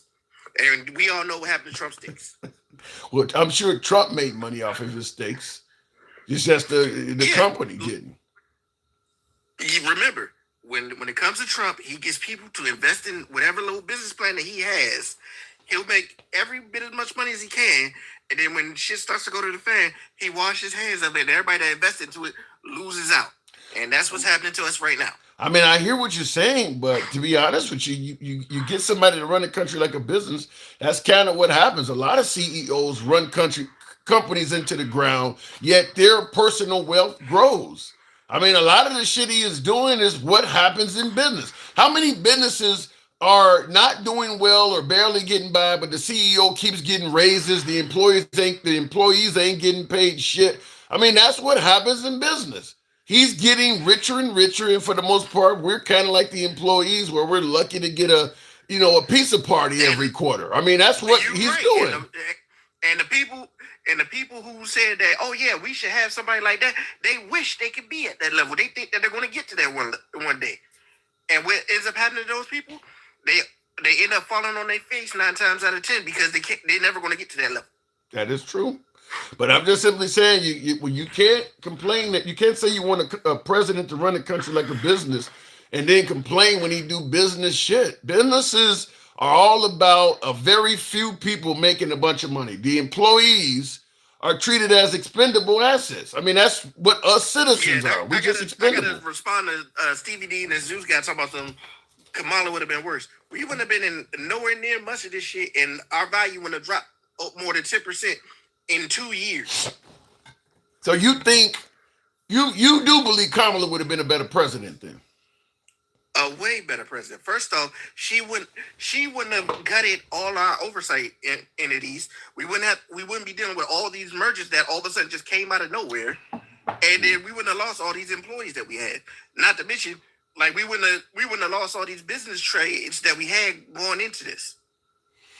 Well, I still get no shortage of MAGA that are adamant that Kamala Harris is going to do and I got MAGA who believes Trump is not even doing a good job, and they still believe that Kamala Harris would have been worse. Alex Jones, for instance, thinks that Trump is so bad we need to invoke the 25th Amendment, and he's still saying Kamala Harris would have been worse. So because like I said, they'll believe that any Democrat that we get put in, they think that they're going to be like the absolute worst. They're just going to want to give everything away for free and not want to do shit. But it's like they would have, like, under Biden, like as he was leaving, things were getting better.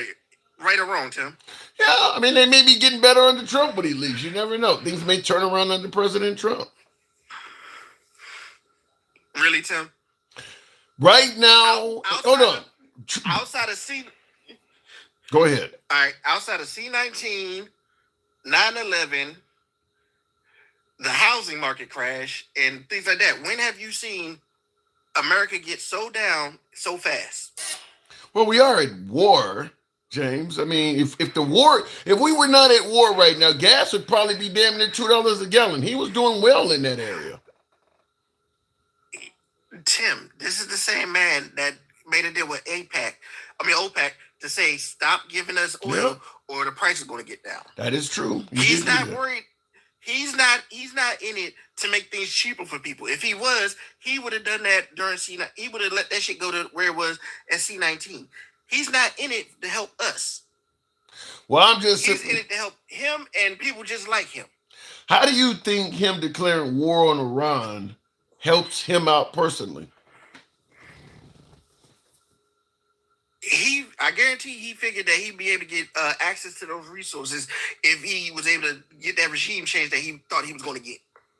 He thought he was going to get somebody that was America friendly, and they were just going to hand over control of their oil. That may still happen. I mean, I suppose if you just keep killing the leadership in Iran, eventually you'll get somebody that will just say, look, if you can't beat him, play ball with him, I can be the leader of the country. As long as I appease Trump, he'll let me be the leader of my own country, and I'll get rich. I mean, eventually. You know what you're going to do when you keep attacking somebody like that? You're going to make more people that want to hate you and want revenge against you. That's what's going to end up happening. No, but that'll be a civil issue. Us is a part of Al Qaeda or one of the other T groups. They just upset because you killed their family members. I don't disagree with that. But what I'm saying is you could delay things long enough to make Trump go out looking good. Because if you kill enough of the heads of state in Iran to the point where you finally find one that says fuck it, as opposed to risking being killed, this Trump guy, this American guy said he'll let me run the country, he'll make me a rich man, and they'll stop the bombing. So okay, yeah, my citizens may not like me. There may end up being a civil unrest in Iran, but that would take a while. We tried that before, and what ended up happening to the guy that we had in Iran the first time. Yeah, but what I'm saying is by the time that happens, though, got rid of him. Yeah, but by the time that happens, though, Trump's term will be over, and he will have that shit will happen under the next president. So basically, you're saying kick the can down the road? Yeah, like you always do. Yeah, I'm just simply saying, if you're the president, if I'm advising the president, I would let him know, sir, you got yourself in quite a conundrum, but there is a way to make you go out with dignity. It may be unfortunate for your predecessor or whatever, but it'll make you look okay. Thank you for that, Stevie D and Travelman. It'll make you look all right. So that he gave a hat mustache. Tim, go ahead. You just proved another thing about MAGA. They're all about theatrics. I don't think that they don't want to actually. I don't think that's just MAGA. Superficial issues. I don't think that just relates to MAGA. I think any president that fucks up might get an advisor that tells him what I just said. Look, I can get you out of this. Unfortunately, the next guy's gonna have to deal with it. He may blame it on you, but I'm helping you leave right now with dignity. I think a lot of presidents have kicked shit down the road. Kick the can down the road like that. And that's why we're in the situation where we're in right now, where we're insolvent. That could be because they're kicking shit down the road. I'm not denying instead that. of actually doing shit for the people. I'm not denying that. We know what kind of country we run. That's what we deal with. I got to move it on, though, James. Thank you for coming through. No problem, Tim. Appreciate it. And he's right. He is absolutely right that kicking the can down the road, eventually you reach the end of the road and you got to deal with what's in the can. But by then, that president is long gone, is what I'm saying. I mean, it might be, just like I said, running the country like a business. You get a CEO in there. Thank you, Travelman. Appreciate the money. By the way, tap the screen, folks. I haven't asked that. Get the likes up to about 40,000. If you're watching us on YouTube, smash that like button. Helps out the algorithm, brings in more MAGA. This is kind of an open forum. I wasn't going to go live tonight, but I was talking to Straight Talk and got incentivized to go live myself. But we're going to run the program the way we always do. We're MAGA friendly. Always have been MAGA friendly. Always will remain MAGA friendly. You can say whatever you want on this program. Our comments go left of Mom Donnie that I'm having dinner with Q. We don't block, ban, or censor anybody on this program. That's how we do it. And for you folks helping your boy out with the TikTok caps and hat mustache, shout out to you. Thanks for supporting the program. Looking in the comments, maybe this is the end. Every administration has kicked the can for a long time. This ain't the end. This ain't nowhere near the end. You're going to have to get a commander-in-chief in there, or better yet, a government in there that is willing to make amends with our allies and shit like that. It ain't the end, but it could be a new beginning. And when I say it's not the end, it's a new beginning, I mean, remember, the British used to have an empire. It didn't end the country as they knew it. It just, now they're just one of many. This may be the end of us being at the top of the food chain. That could be possible. That could very much be possible. If they start, if all the NATO member nations start, basically no longer dependent on the United States for defense, straying away from the US dollar, treating us like equals as opposed to a superior, it ain't the end, but we could be in a much weaker state because President Trump, I've said this many times, he has pissed off way too many people. All of them folks are not just going to forgive him. You've seen that happen when he attacked Iran. People didn't just come running to help him out like what they may have done in years past. I mean, they're citing a few things. First of all,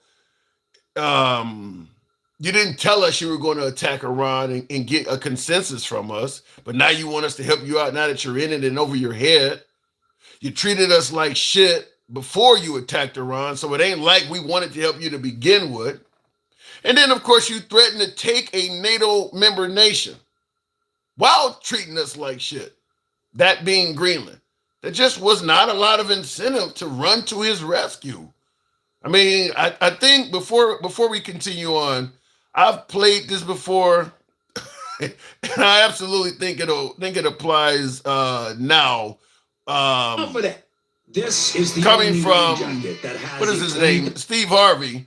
Oh, that's Steve Harvey. What is his name? Stephen A. Smith made a statement about a week or two ago. Tariff wars, because I wanted to see how it worked.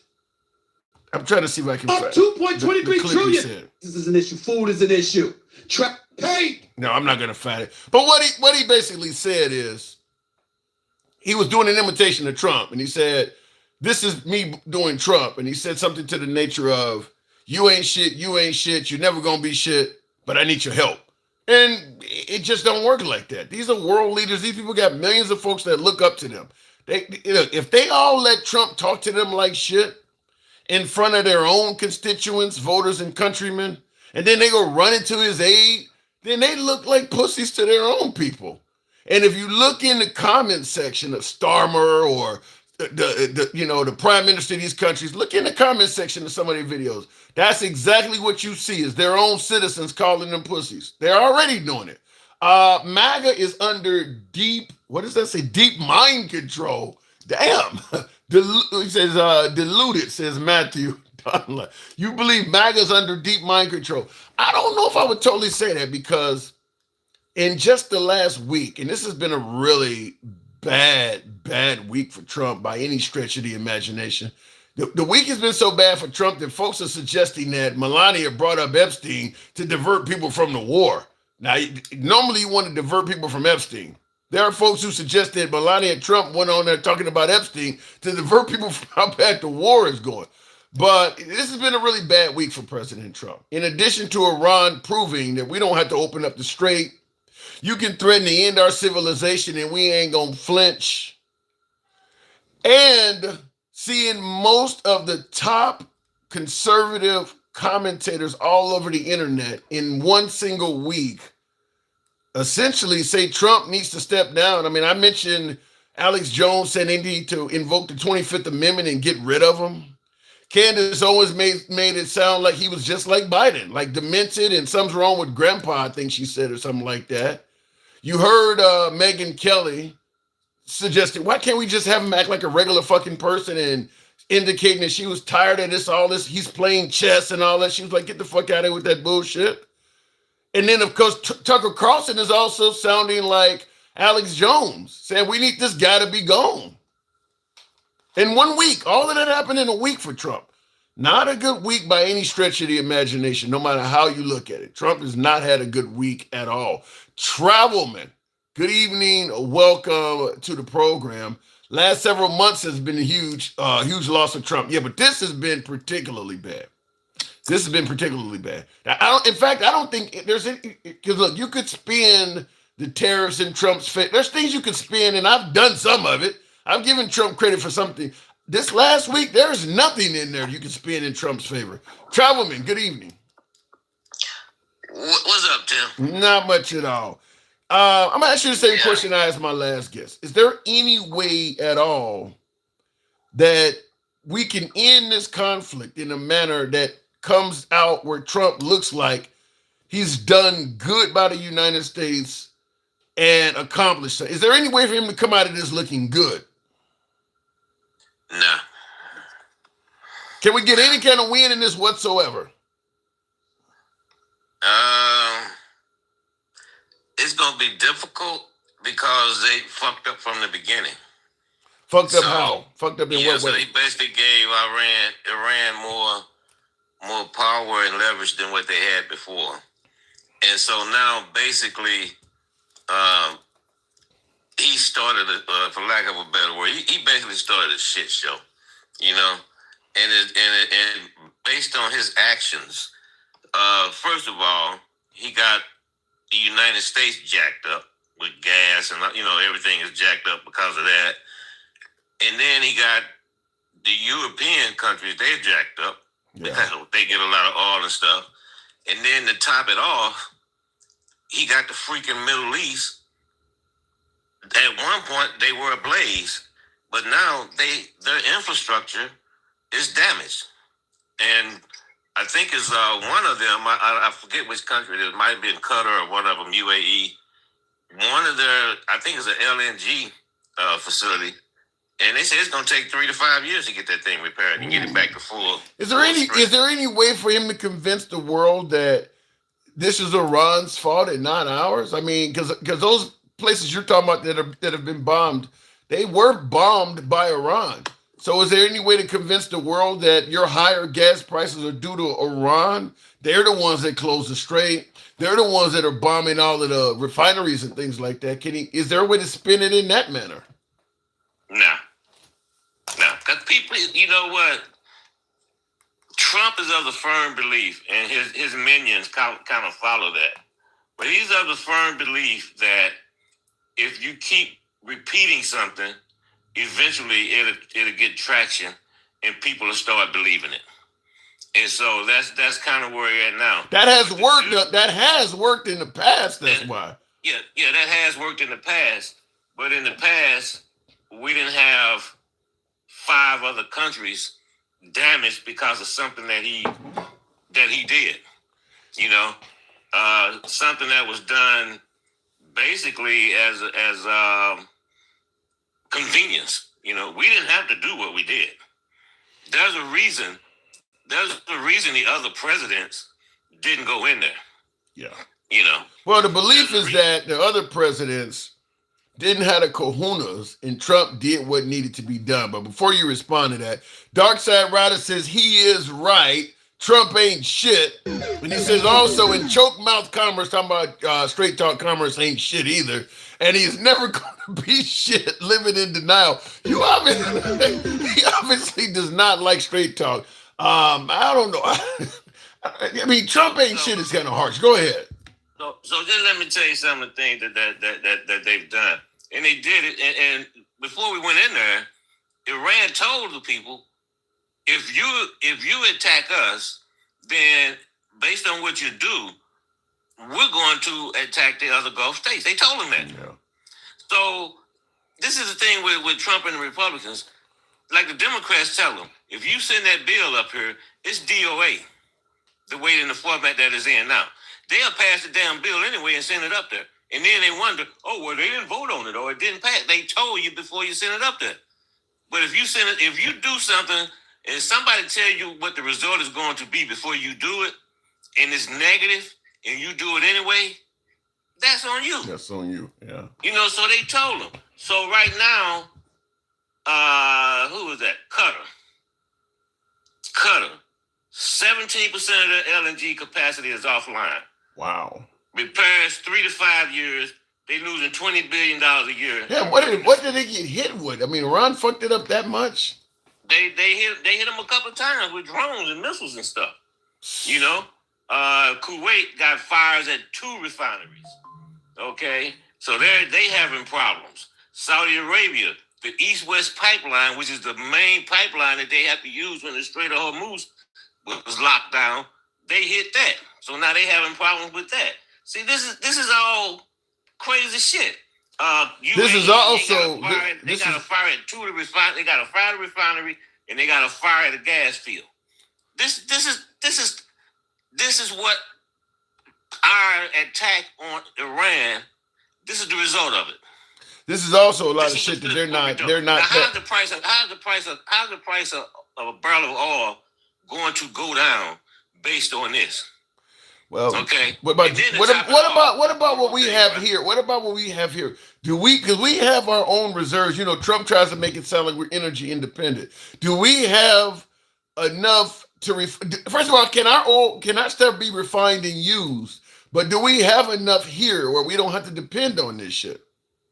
But see, there's a reason why we still import oil, because it's certain types of oil that we have to bring in to refine because of the the use that we have for it, we don't have that type of oil. What about And so Venezuela? we We got bring control in- of Venezuela. What about they shit? Venezuela, their infrastructure is all jacked up. That's gonna take some time to get that online. I mean, they're producing some barrels. I don't know the exact amount, but they've been under ever since Chavez nationalized the oil fields down there. And all the company left, I think, except one. So all that shit is old. So in other words, we fucked for a minute then. Yeah, we fucked for a minute. Yeah, cause then you do have and I think the Venezuelan is the heavy crude, and then you got the other heavy crude, which is more dirty, coming out of Alberta, which going down to the pipeline down here. So yeah, there's a reason, cause they bring the different two types of oil and they blend them together and they refine them. So that's why everybody says, "Oh, we're energy independent." Well, how about this? export We're more talking than we about use. we're talking about the economy, we're talking about money, but let's get to the serious meat and potatoes, which is we didn't want a dangerous nation to become a nuclear power. In my comments, for instance, Mike is saying that Iran would eventually have nuclear weapons, especially if we have a few more Democrat presidents. So what about the possibility of them becoming a nuclear? Because that was the main goal, was to stop them from becoming a nuclear nation. Well, then let me see. Don't North Korea have a nuke? Yes. Didn't Trump go over there and walk across the demarcation line and all that good shit? Yes, he did. And he actually stopped some major exercises that we do every year with the South Koreans. Yeah. Called RIMPAC. Yeah. He messed around with some of that. Don't they have a nuke? That is true. Yeah. Don't Pakistan have a nuke? Yes. Don't India have a nuke? Yep, and they're not friends with Pakistan, but yes. And there's also something called mutual destruction. Yes. Which is pretty much keeps everybody from blowing each other. Well, but here's the difference, and we can hold on, Tim. Before you go any further, if I remember correctly, the Democratic president that put together the JCPOA that Iran was adhering to, as per the IEA or IAE or whatever the hell they're called, they were adhering to that. They had all kind of cameras up there. They had inspectors coming in at all times checking it, and their uranium was capped at 3.6 or 7%, and they was adhering to all of that. I'm hearing from President Trump that was a dumb deal. That Iran. And by the way, on my YouTube viewers, I need you guys to smash that like button. It helps out the algorithm. I'm asking you guys to do that. If you're watching on YouTube, smash that like button. They say that the deal that Obama put in place, not only was it a dumb deal giving Iran piles of cash, they suggest that Iran was not following that. Travelman. Who said that? Our current commander-in-chief.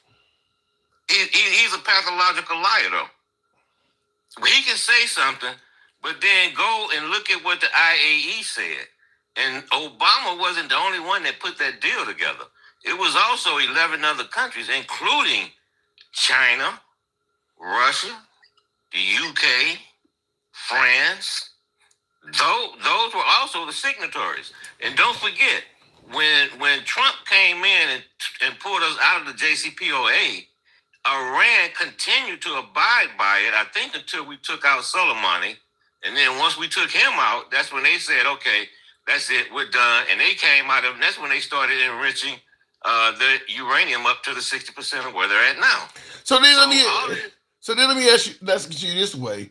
Now that we had a deal with Iran and Trump came along and broke it, what are the chances they would enter a deal with us again? Not only that, the last two times they were negotiating, I think the first time Israel, the I country, dropped some bombs on them. And then this time they had apparently the guy from Oman, the mediator, was saying that Iran had offered a better deal than the JCPOA. They had offered to take the uranium enrichment down to less than 2% or something like that. And he was over there talking good about the deal. And the next day, Trump them decided, hey, let's go in there and take them out. And so that did that. So why should they trust the U.S.? Yeah. I've said that many times. Once Trump came along and broke the deal they had with Obama, even if you thought it was a dumb deal, America gave its word. So if Trump can come along and just say, "I'm sorry, our last president made a dumb deal with you, so we're not going to honor it," what's stopping the next president from saying the same thing about any deal Trump makes with him now? So, in my opinion, Iran has no incentive to make a deal with the United States because Trump has proven our word is only as good as the current commander in chief. The next guy might just say it's a dumb deal, no matter what deal we make with you, sir. Your next president might do exactly what you just did. Especially if it hasn't been passed through Congress. But now, correct me if I'm wrong, but didn't our last treaty with Russia, didn't that expire? So right now, I don't think we have any new treaties with Russia. And then go back and take a look at how many treaties this dude pulled the U.S. out of. It's quite a few. Yeah. It's quite a few. Some of them were replaced, but the vast majority of treaties that he pulled the U.S. out of was never replaced.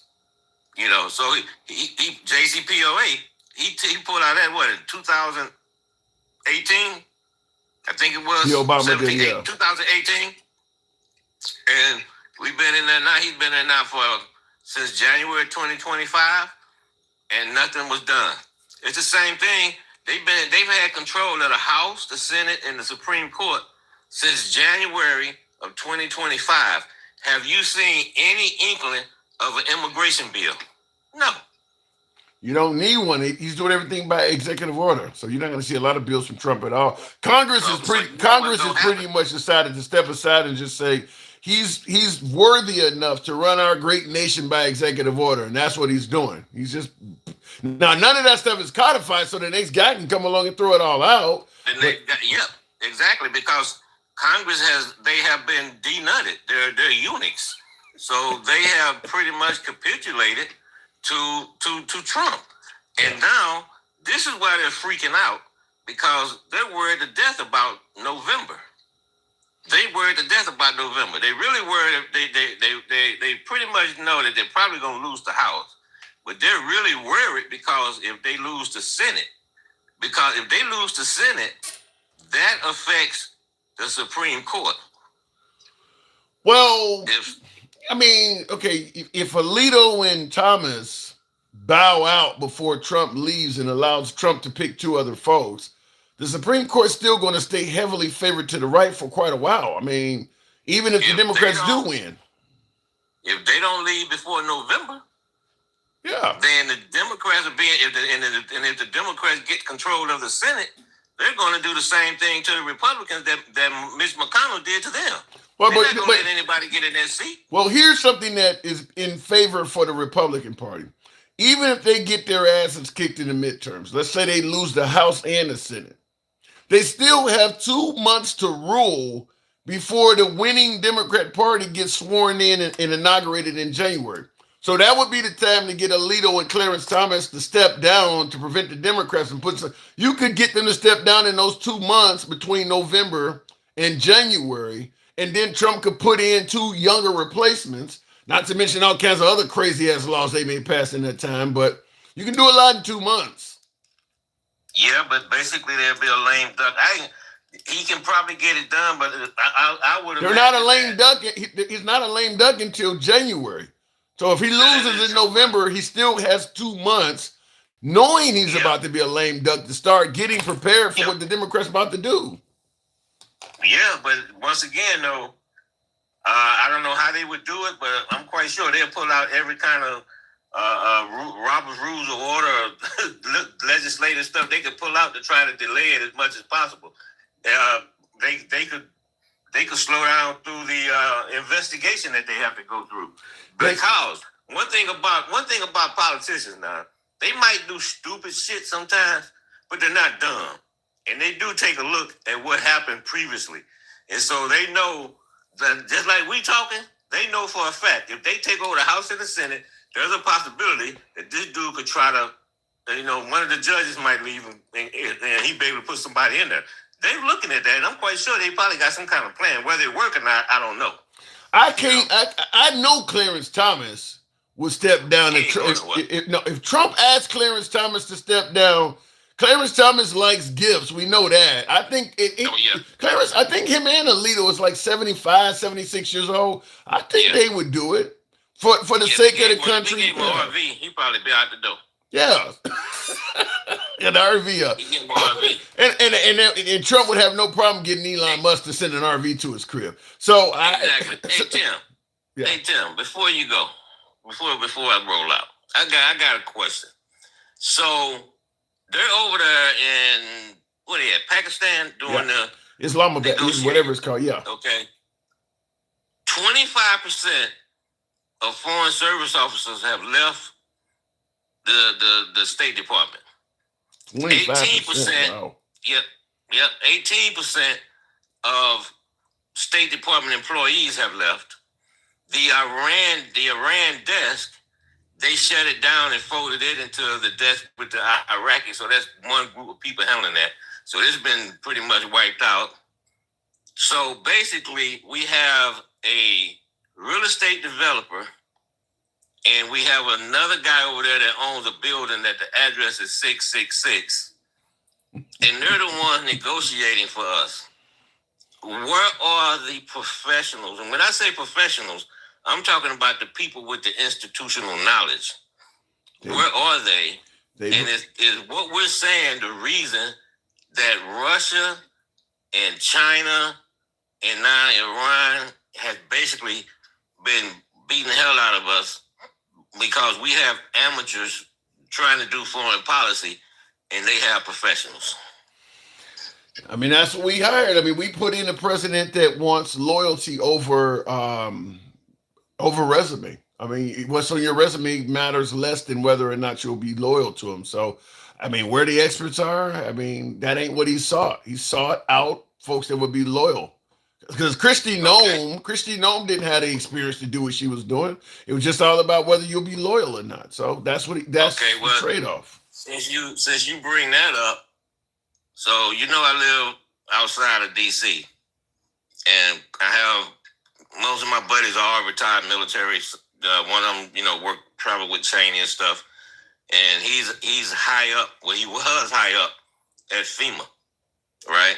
Okay. And he was telling me today how many people they had lost. He said basically the whole upper level of FEMA was wiped out. Well, he said all the institutional knowledge left. Matter of fact, he said the guy that replaced him, when they had a meeting, when he got out of the meeting, he was texting the guys on the team, asking them how to word an email. Well, Trump made it clear he wanted to get rid of FEMA, so that should not surprise you. Yeah. So this is a guy this is a national project that he's working. I'm talking about $40-50 million projects and stuff. And he don't know what the hell he's doing. He replaced my buddy. I got another buddy who's high up at the Pentagon. So he goes into Patron Pete office area at least once a week. And he was telling me about how they had basically wiped out the top level of the Pentagon. And that this guy, nobody at the Pentagon besides MAGA has any respect for this dude. None. And if you notice, he never says anything. He messed with all the other service branches, the Army, the Air Force, the Navy, He never mentions the Marine Corps. He does not fuck what branch is HEXF? What branch is HEXF? HEXF was Army National Guard. Army. I don't know why that is. I got to move it on, but I don't know why he's favoring the Marines like that. There has to be some reason behind that. So you don't want to fuck with the Marines. Okay, and then one other thing. Real quick. Also, I used to work at DHS, so I talk to them all the time too. And they basically CBP. So all of them went through basically the same thing. You got serious brain drain. So what CBP did was they moved some people around of color, and then they promoted people. So you got GS-15 is the highest, right? And then from GS-15, you go to what they call SES, which is Senior Executive Service. So they moved those people around, and they promoted 6 people. They promoted 4 to SES, and then they promoted 2 white women to something else. All 6 people they promoted, 4 of them were white men and 2 white women. Well, that's a whole different conversation. I've heard a lot of that. Travelman, I gotta go. Yep. Thank you All very right, bud. much. Take care now. Appreciate it. That's one thing I will say, because folks are bringing up the racial element. I really do not know of anybody, like when it comes to people of color, you just do not see any of them getting a lot of recognition from the Trump administration. I mean, I guess we could talk about Ben Carson from his first administration, but this second administration, usually when you see people of color, they're getting fired. I mean, it is a lot of white guys, as my last caller was suggesting. If maybe you see something in that, maybe you read more into it than other people, but it does look like he prefer. I mean, look, maybe he's like Charlie Kirk. Charlie Kirk only really saw a lot of talent in white guys. Maybe Trump is in that same realm.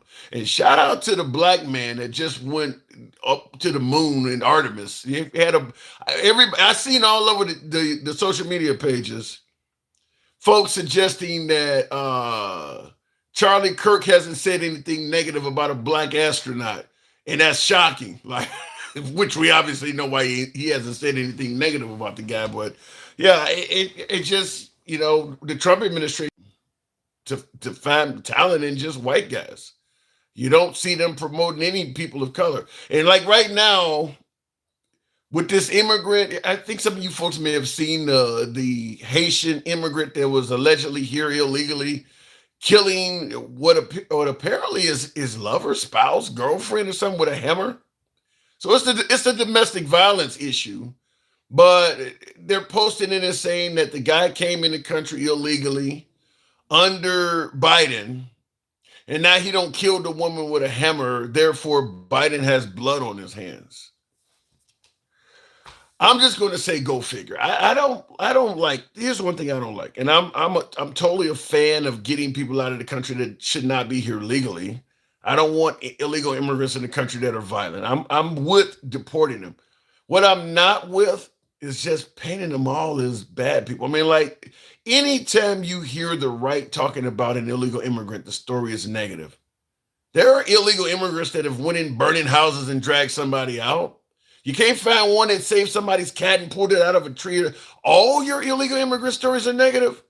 We don't have a guy who does not have proper documentation that has finished a complete term in the military, and maybe he done some great things for the country. You can't find a single positive story. Like, all of them are negative. That don't look right to me. I'm just simply saying that when you're deliberately looking for stories to demonize groups of people. There's 18 million of these folks in here, and every single story is negative. Really? Looking in the comments, the only due process I believe is coming into the country legally. The only due process. Well, here's the problem with that, though. And I've said this many times before, is that the Trump administration suggests, and by the way, tap the screen. I need you guys also, if you're watching on Instagram, TikTok, or better yet, Substack, feel free to follow the program. If you're watching this currently live on YouTube, smash that like button. Subscribe to the program. We're here most weekdays. We don't block, ban, or censor anybody. It's uncensored dialogue. We're MAGA friendly. We allow folks on both sides of the aisle, or better yet, all sides of the aisle, to speak. We don't limit your time because you got a difference of opinion. Our comments go left of Bernie Sanders, so I'm having dinner with Q. You can be critical of anybody on the program. I'm included in that. So smash the like button, if you will, and subscribe, if you will, on YouTube.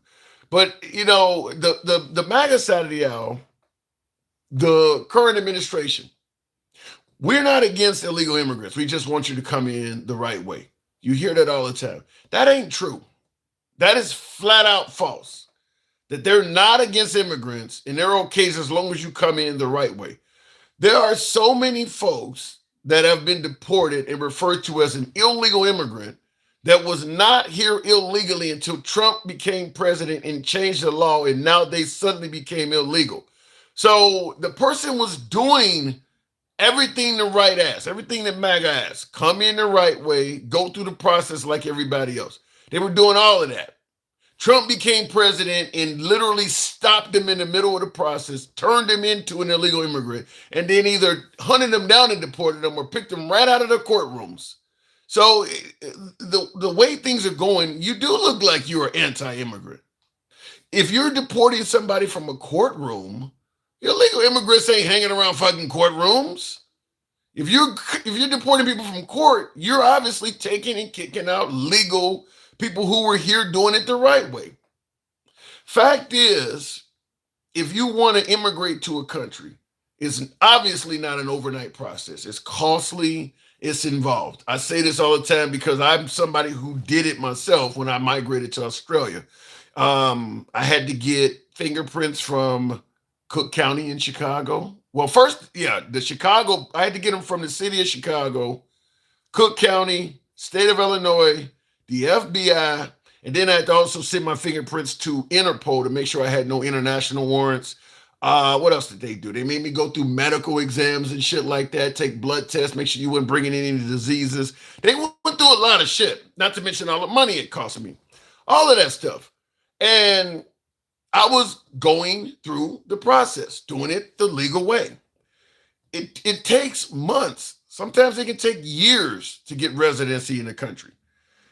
What Trump did is stop them in the middle of the process and just said, well, your country no longer can come here anymore.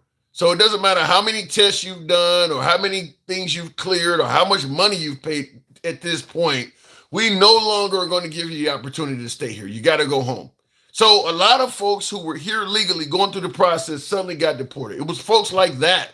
So the idea that they're telling you, we don't mind immigrants just coming the legal way, that's not true. Trump banned virtually all third world countries from coming here.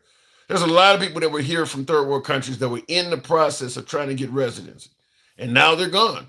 So the whole thing about we don't know, he has made illegal immigrants from scratch. He's made a lot of people become illegal immigrants. That's why he sent ICE to Minnesota, because they were talking about Somalis were committing fraud. I don't want them in my country. They're just garbage. He didn't say nothing about coming legally. He said, I want them all out. Wasn't nothing about becoming, just like with the Haitians allegedly eating cats and dogs and all. Them folks in Springfield, Ohio are here legally. They're under work visas and shit like that. He wants them gone. Same thing with the Cubans. The law allowed the Cubans to stay here if they could get to USO. He ended that. So the folks who had came here under Biden and were legal and going through the process to get their residency, they're gone now. He made a lot of legal immigrants illegal. He made illegal immigrants from scratch. So the idea that it's not about illegal immigrants, you want these people gone.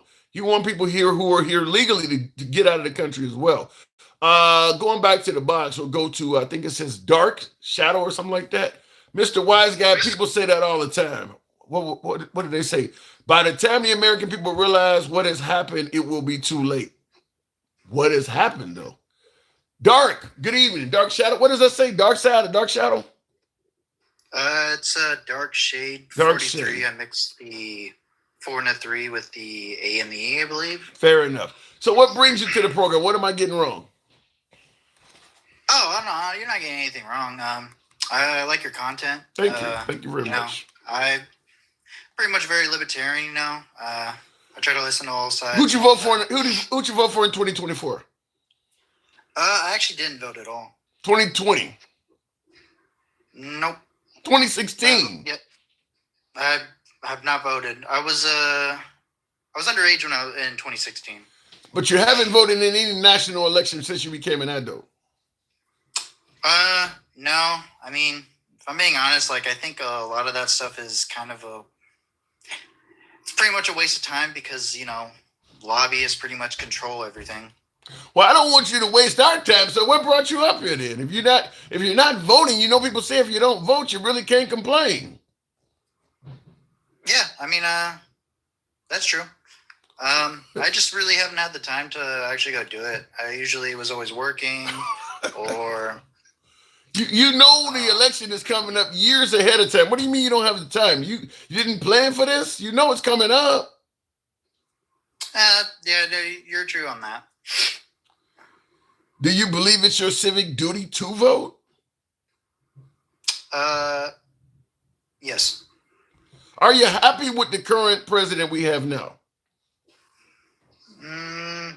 Yes and no. There's a couple things I don't really like that he's doing, like a lot with, there's the whole immigration thing of him, like you were saying earlier, just deporting people that came here legally and then just got rid of them right out of the process of trying to come into the country illegally. Right.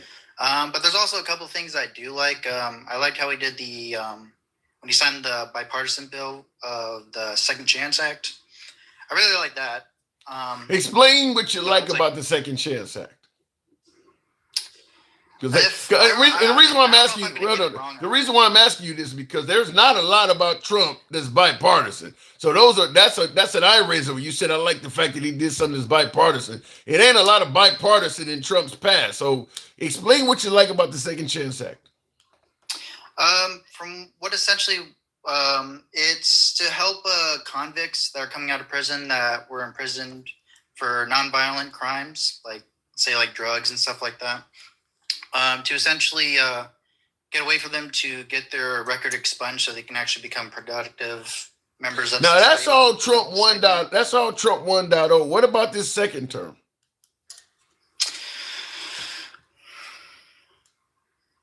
Anything that I've liked that he's done now? Honestly, I really can't think of anything. Wow.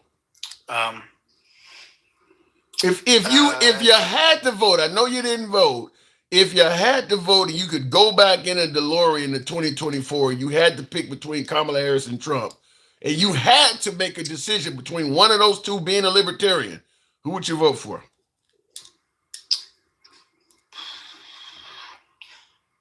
If they were up on the board, I'd actually want what's his name? I only gave you two names. You don't get to add nobody to this. That's true. Damn. I would say it would have to be Trump because I wouldn't want Kamala in there. What? Okay, now I asked you Trump 2.0, and you made it clear he hasn't done anything you can think of at all that you like. But yet you still would pick. Give me Kamala Harris. What about Kamala Harris? Are you really turned off by to the point where you would still pick the guy that's been in office almost 2 years and hasn't done anything at all that you like? Give me what's so bad about Kamala in your opinion? I did not like how back in the day she was was she Attorney General of California, if I remember correctly? You going back that far? Okay, what about her back then? She was essentially I'm gonna ask you a question that's off the wall, but it's based on your answers. Do you have a criminal history? I mean, when I was younger, but I got expunged. Felonies? Nah, it was mostly on misdemeanors. Okay. Kamala Harris back when she was an attorney general. Keep going. I didn't like how she was pretty much arresting anyone for what was it? I believe it was like pretty much putting the book on people that were for like marijuana charges. You do realize that you do realize as a district attorney or as an attorney general, she's just enforcing the law. Those strict laws you're talking about, that comes from the government. You don't normally hear an attorney general being accused of, bad shit. That's the law. That comes from your legislators. That didn't come from her. She's just a prosecutor. That's true. Unless you want her to not follow the law. Because you do hear judges sometimes letting folks out and then they go on to reoffend and they go to this must have been a liberal judge or a judge that was soft on crime. You don't want her to be that way, do you? No, definitely not. Especially if they weren't only doing charges that were only marijuana specific. Like if they had like other charges as well with that, then definitely not. No. Okay, now Kamala Harris has been both a senator since she was attorney general and district attorney. She's been since a senator and VP. Give me something else that would make you suggest that you would still pick Trump while admitting Trump hasn't done anything you like at all in his second term, but you're picking him over Kamala. Give me what else about Kamala turns you off?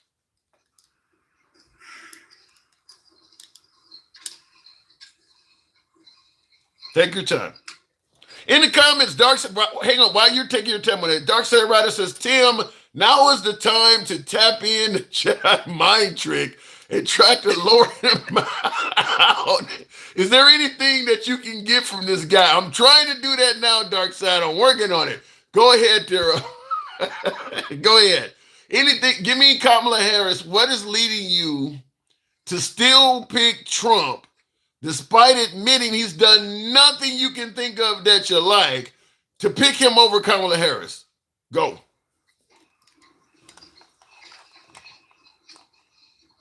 There's got to be something wrong with her, significantly wrong with her.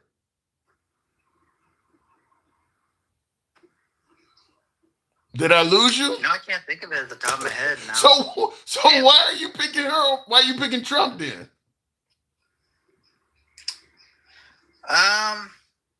Well, it's mostly what he initially was promising back in the 2016 was I think it was just pretty much a whole big roller coaster of trolling, making people see what the other side really is, in regards of like political ideologies that's been going on in the country. So you're picking him based on his ability to troll online? Essentially to get a rise out of everybody, yeah. You do realize that is dividing the country, right? You think that you favor dividing us up as a nation?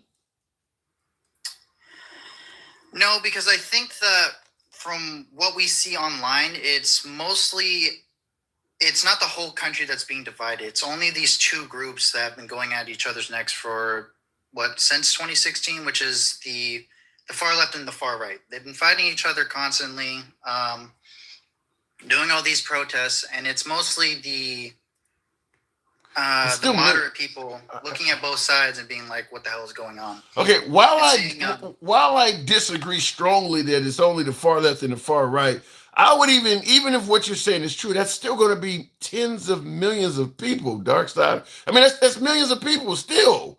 Even if it's the far left and the far right represents millions of Americans. No, you're not wrong. But I mean, the country's like what, over, I think what, 300 and yeah, it's about it's 150 some odd million people that vote. Let me ask it to you this way. How does the country benefit by dividing folks up?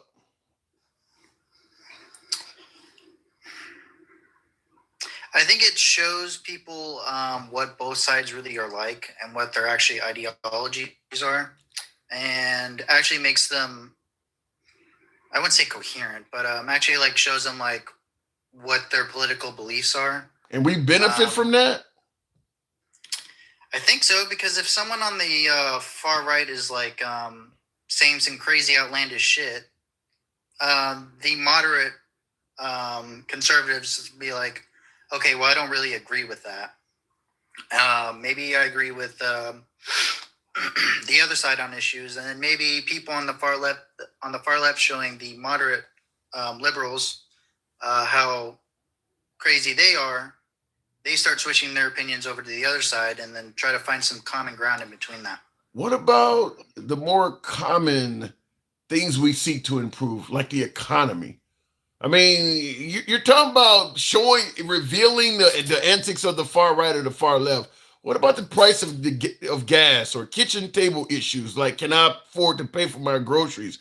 Wouldn't you want to focus on that more than, trolling and dividing the far left and far right up?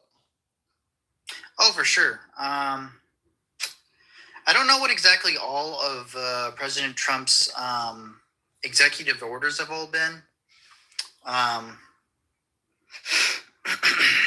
So I wouldn't really know what exactly he's done so far in that regard.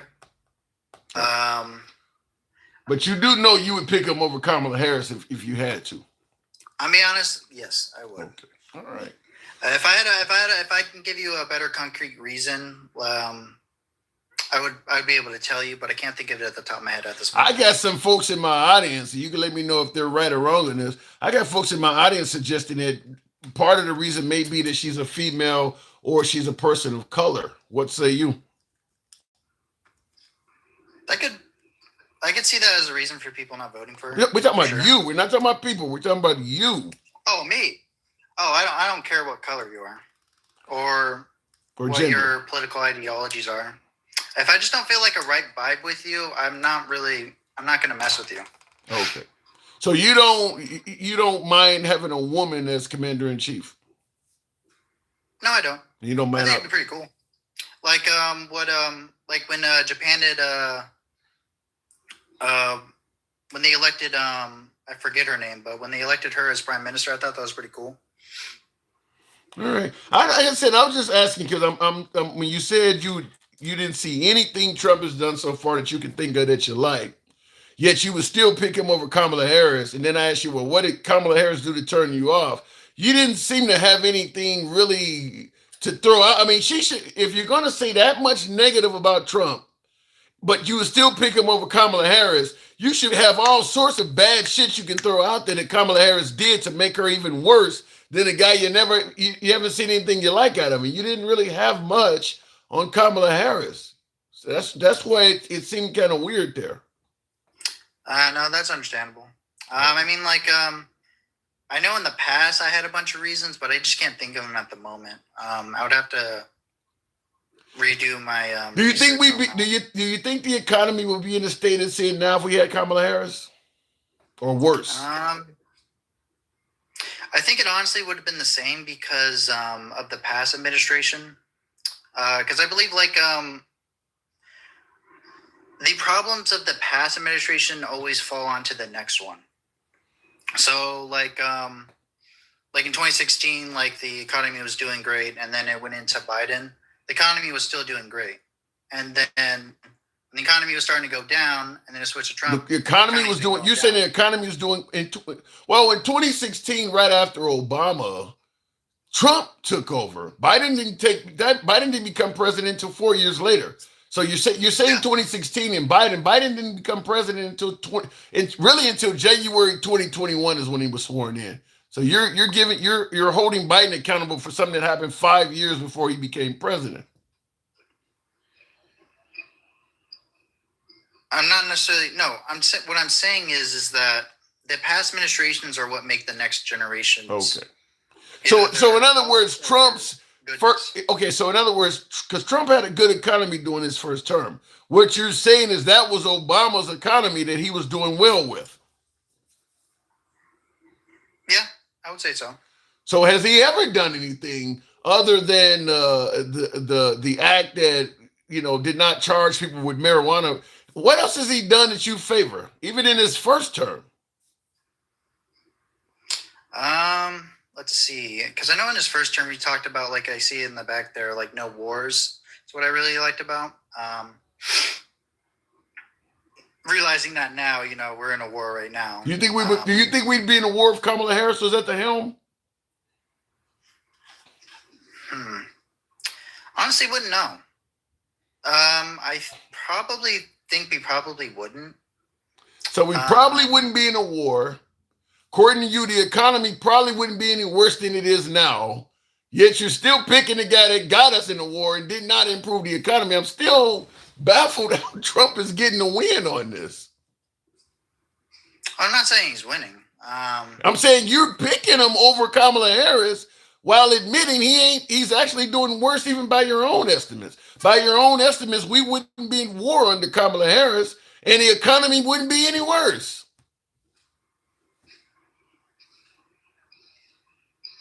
Okay, I see your point. Yeah. Sounds to me like you should be voting for. I'm not MAGA. Don't get me wrong. I'm not a full blown. You're close enough. You're not. Look, you ain't on the block. You in the alley. I get it. I do got to move on, but you're always welcome back to the program anytime, man. And make sure you vote in the next election. Vote this November. You can't be up here bitching about what these people are doing if you ain't doing anything at all to make a choice on who gets in there. So do your civic duty, man. Appreciate you coming through.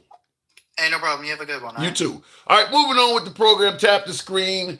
Get the likes on up, if you will. Smash that like button. My YouTube viewers, show the program some love. Smash that like button. If you're watching us on Instagram, YouTube, or I bet you Instagram, TikTok, or Substack, follow the program. You watching us on YouTube, give us a sub. No, this guy is slow as fuck. Please don't vote. Don't. He said my last caller was slow as fuck. Please don't vote. Look, even if somebody is slow, they still have issues that are concerning. You can't tell the people not to vote. Be kind to the folks. Please don't vote. Philly Chica. And by the way, help your boy out with the hat, mustache, TikTok cap goes. You know what we always ask. He picked him because he likes his lightsaber and Jedi mind tricks. Oh my goodness. His issue was with a book, says King Finn. What do you mean? Shit, there's primaries this May. Well, like I said, do your civic duty. Get out there and vote. Can someone please tell me what the problem was with a tan suit? It broke tradition. It broke tradition. You know, normally the presidents wear dark suits, blue, navy bluish, you know, black, I suppose dark gray or something like that. They just had this tradition of what type of clothing the president should wear. Obviously, Trump has broke tradition on a million different levels. I mean, Trump breaks tradition, you know, like breathing. But when Obama did it, it wasn't cool at the time. So, yeah, he had a debate and there was no flag on the stage or something like that. I mean, Trump don't even have a dog. You know, Trump is not known for going to church. He breaks traditions of presidents like nothing. But when Obama was breaking the tradition back then, it was big news. They attacked Obama for getting mustard, no ketchup on a hamburger. Is that for real? Did they really say something about the condiments Obama got on the hamburger? I don't recall that one. Wow. Again, the conflation thing, he didn't say that somebody who I came in. Wait a minute. Again, the conflation thing. He didn't say that somebody who I came to America illegally is magically legal. No, what I'm saying, I'll go on with the show, but what I'm just simply saying, I don't buy into the claim that the right does not have a problem with immigrants. They just want you to come here the right way. Because they are celebrating Trump eliminating paths that have previously been considered the right way to come here. And they've eliminated those paths while folks are actively using them. It's like saying, don't climb my window, come in through the door. And you literally are slamming the door while people are on the porch. I mean, that's what I'm talking about. He literally is taking away the legal way to get here. I mean, even when you sponsor somebody, that's the legal way to get here. You get somebody, let's say, for instance, a hospital wants to hire you as a doctor, and they let immigration know we're going to get this guy a salary of $100,000 a year. Here's the medical benefits we give him, so he doesn't have to get health care through the system. He's not going to be on the door at all. What Trump did is raise the amount employers have to sponsor you by, so that folks who were here legally under sponsorships, their employers suddenly had to fork over a lot more money and they had to go home. 100% legal. You're here legally, you got a job and everything. And suddenly the employer comes and says, unfortunately, we got to send you back. The job we sponsored you for that pays $70,000 a year, well, now they're suggesting that if we're not paying our employees $150,000 or more, we don't qualify. He's made illegal immigrants out of people that were here legally. That's all I'm saying. Tim, your caller turned in.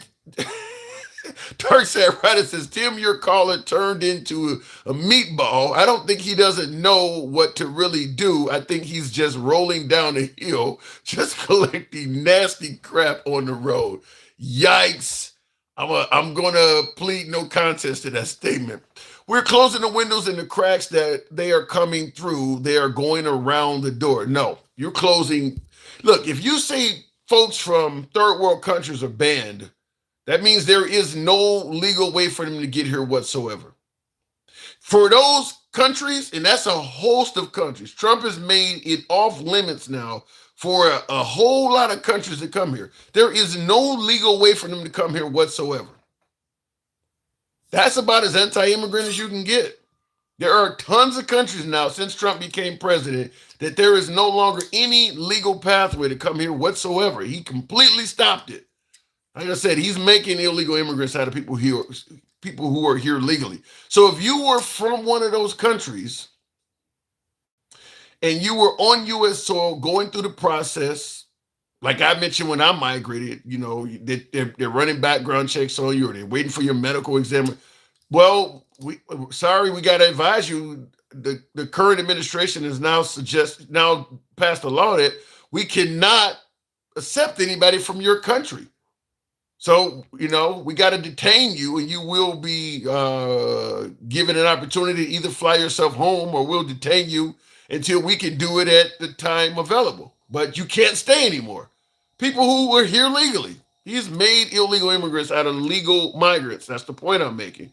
Fuzzer, good evening. Welcome to the program. Elon makes over $8 million a day. Damn. On government contracts, but screws me on my, wait a minute, he said Elon makes over $8 million a day on government contracts, but screw me and my student loan relief. Yeah, the right is not for student loan relief whatsoever. Fuzzer, good evening. Apparently Fuzzer is not there. We'll move on. Maybe it's getting late. Maybe that's what it is. I ain't seen a hat, mustache, or the TikTok cap. Apparently it's getting late. We'll wrap it up. I'll see if I can take one more caller. John, whatever that says, the John Petritus. Apparently the it's not bringing folks up either.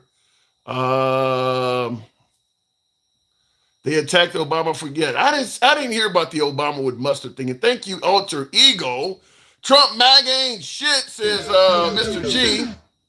Doesn't hold Trump on actual success, but by what he does against the people they don't like. And he did say that. He gives Trump credit for being able to troll. I think a lot of MAGA, that's one of the things they like about Trump, is him being able to troll and insult people. JPT Farms, appreciate that mustache, thank you.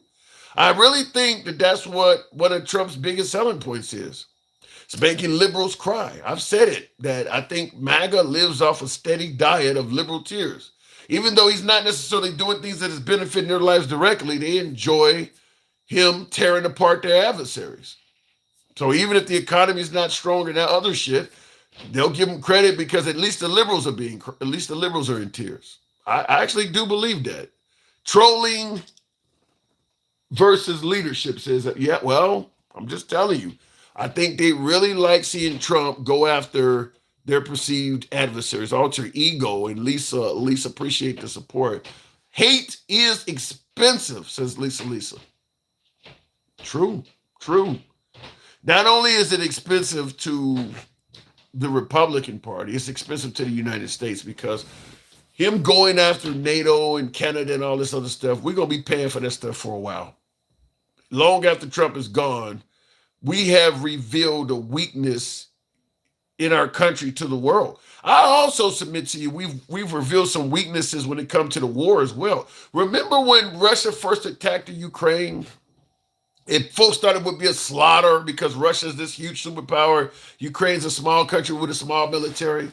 And now that the Ukraine is still in the fight, many would suggest conventional wise, obviously Russia has nuclear weapons, but conventional weapons wise, it shows Russia is nowhere near as powerful as folks thought because the Ukraine is giving them some go. Well, that also applies with us now with Iran. We've had a president literally threaten to end their civilization and could not get them to bow down. Bombing them day in, day and night, all on TV, bragging about it. Bragging about killing civilians and bombing bridges and shit like that. They ain't bowing down. So I would submit to you, just like Russia kind of embarrassed itself on the world stage by showing the world that it's not as powerful as people originally thought, we have now done that under Trump. We have now shown that a significantly weaker military nation like Iran can give America a lot of grief if you hit them in the right place. And they're hitting us economically. So, not only that, but I'll tell you this too. Iran, they know two things. The first thing they know is that America, the American president, the American citizens do not have the desire to pay a bunch of money out of their own pockets for this war to continue. Another thing they know is we don't have the stomach for troops on the ground casualties. So they know to some degree Trump's hands are tied. There's only so far he can go with this. They know he's taking grief right now for the economy and the price of fuel.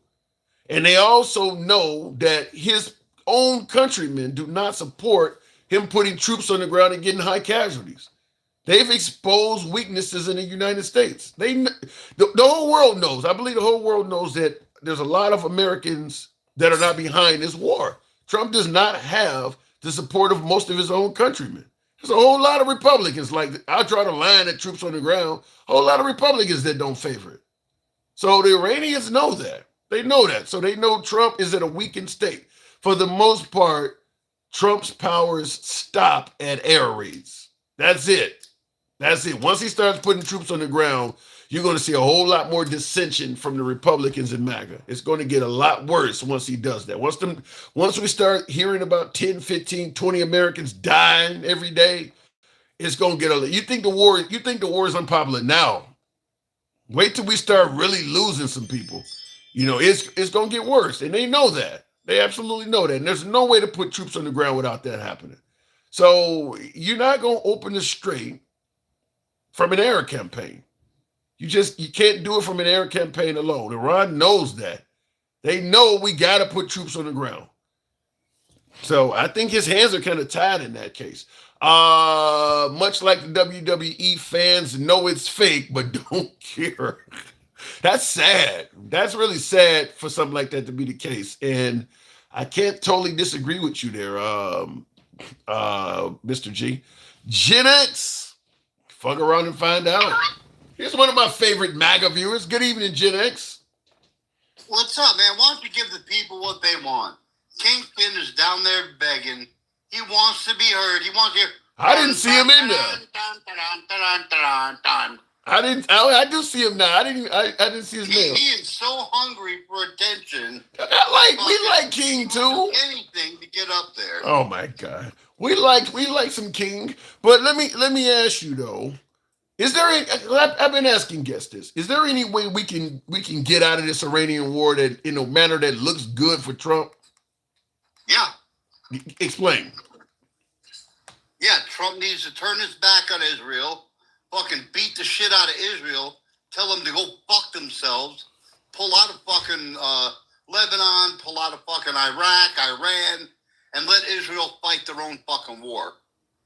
So then Israel gets destroyed, loses an ally with the United States, but still, what happens with Iran? Does the Strait of Hormuz ends up coming open? Israel is not our ally. Israel is not our ally at all, dude. Ooh. And yes, I'm a conservative. I'm a Trump fan, and I disagree with my fucking conservative counterparts. Israel is not our fucking ally. We need to turn our back on them, fucking get rid of these fucking Jews. I don't like the Iranians either. I don't like the Arabs. But the Iranian people, the Persians, I have no hard feelings towards them. Okay, well, be cautious about using the hold on. Be cautious about using the J word. The AI does not like that. Let's just say Israelis. You start using the J word, they don't like that. So let's use. I don't censor at all, but I can't control the damn app from taking. No, I got you, brother. I got you. Okay, so you don't believe the Israelis are an ally? Nope. But even if you separate from they already. I see they already try to censor you. Okay, so even if you separate from the Israelis, that still leaves the Iranians with the Strait of Hormuz closed and the price of fuel astronomically high. How do you fix that? If we cut the Israelis, Iran will be a lot more friendly towards us. They're not going to like us, and we're not going to like them, but they'll be willing to do business with us. Israel, look what they've done. But hold on, I don't know if I like this, but I do agree with you. If we left the Israelis out to dry, I'm sure Iran might be like, okay, now you're talking about something. But because we got a lot of the J people, we got a lot of them living in this country. They put a lot of money into things. How do you square off with that? Tim, look what they're doing. They gave us false information and false intel on weapons of mass destruction since 1993. Yeah. Even before that, they've been misleading our country for years. These people are not our fucking allies. Do you think? They're not. Let me ask you this. In regard, I've asked this to a few other callers. In regards to the ongoing conflict, excursion, war, whatever you want to call it, do you think it will be happening under President Kamala Harris? Yes, 100%. You think this was pre-written?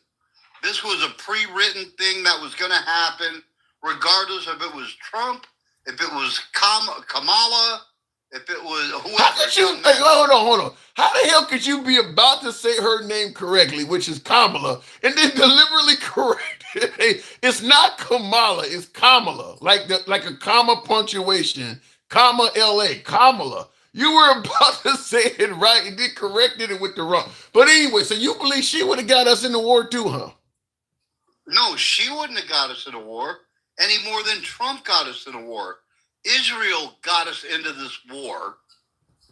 This wasn't our leadership. This was Israel. Their influence, their bullshit. This isn't about our government, man. This is about our government following bullshit. And you think Kamala would have? You think Kamala would have let Netanyahu? You think Democrats, Republicans, and you believe Netanyahu? Okay, wait a minute. And you is leading this country in the wrong direction. But you believe Kamala would have let Netanyahu guide her in the wrong direction? Wasn't Trump the guy that was supposed to be above all of this shit and was going to expose all of this stuff, not fall victim to it himself, right? That's irrelevant, Tim. That's irrelevant at this point. My point is, regardless of who it was, Israel would have got us into this bullshit. I don't know if I agree with you, because the left has been criticizing Israel. I guess I would say what you're saying is not impossible, but I don't know if I agree with you that Kamala would have got us in the war. Give me 1 minute. Give me 1 minute. Look what Israel has done as far as territory. They've went up into Lebanon. They went south. They've taken more land.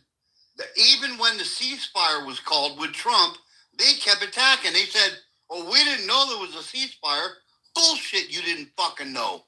You kept fucking attacking. And what they do is they're moving their borders. They want the borders that they think that they're rightly fucking entitled to for biblical reasons. They want the West Bank. They want totally north. They want west. They want south, even into Egypt. They haven't gone to Egypt yet, but it's coming. It's coming in the future. You know something, though? As much as you're criticizing the Israelis for this land grab, I mean, your guy's already talking about taking Cuba next. He talked about taking Greenland. What's the difference? Look, I don't care about Greenland. I don't care about Colombia. I don't care about Cuba. Right now, I care about the Middle East. I care about what Israel is getting us into. They're getting us into a whole lot of bullshit that we don't need. And I'm telling you right now, Israel is going to N-bomb. They are going to N-bomb Iran, because Iran is kicking the shit out of them. If you take us out of the picture, Iran they're ready to fight. Those motherfuckers ain't playing. Wow. We hit them and we thought, oh yeah, it'll be because of Israeli intelligence. Oh yeah, we'll do this, we'll do that.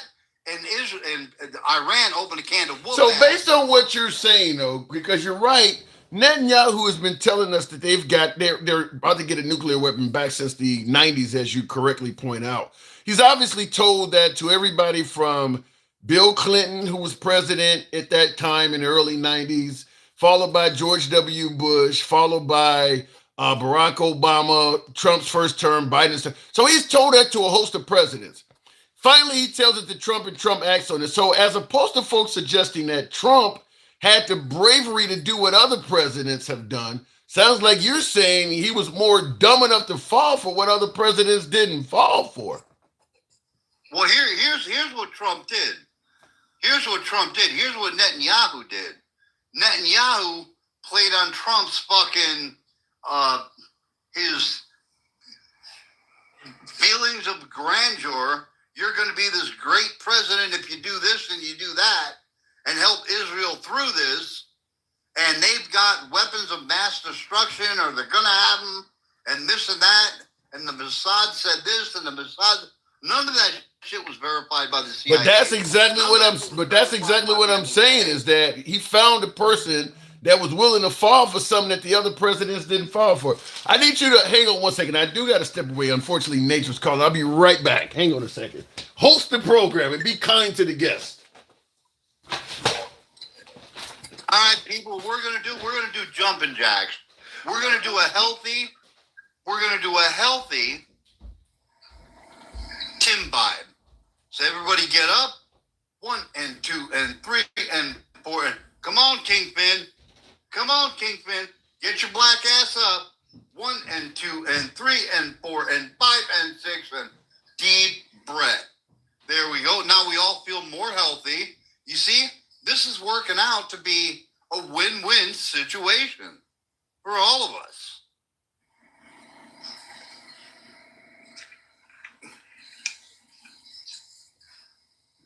Tim over there blowing up his bathroom, man. He blowing shit up.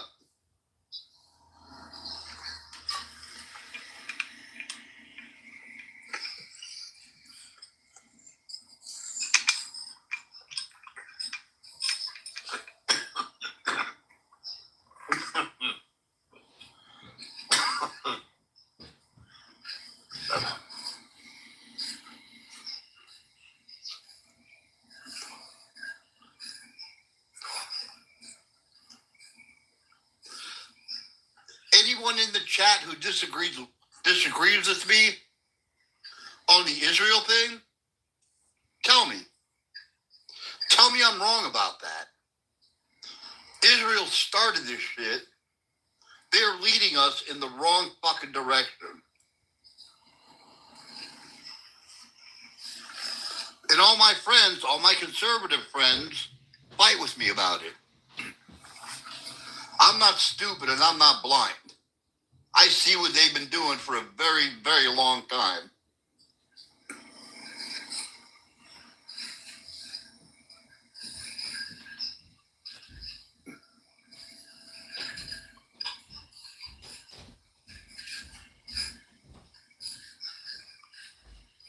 All right.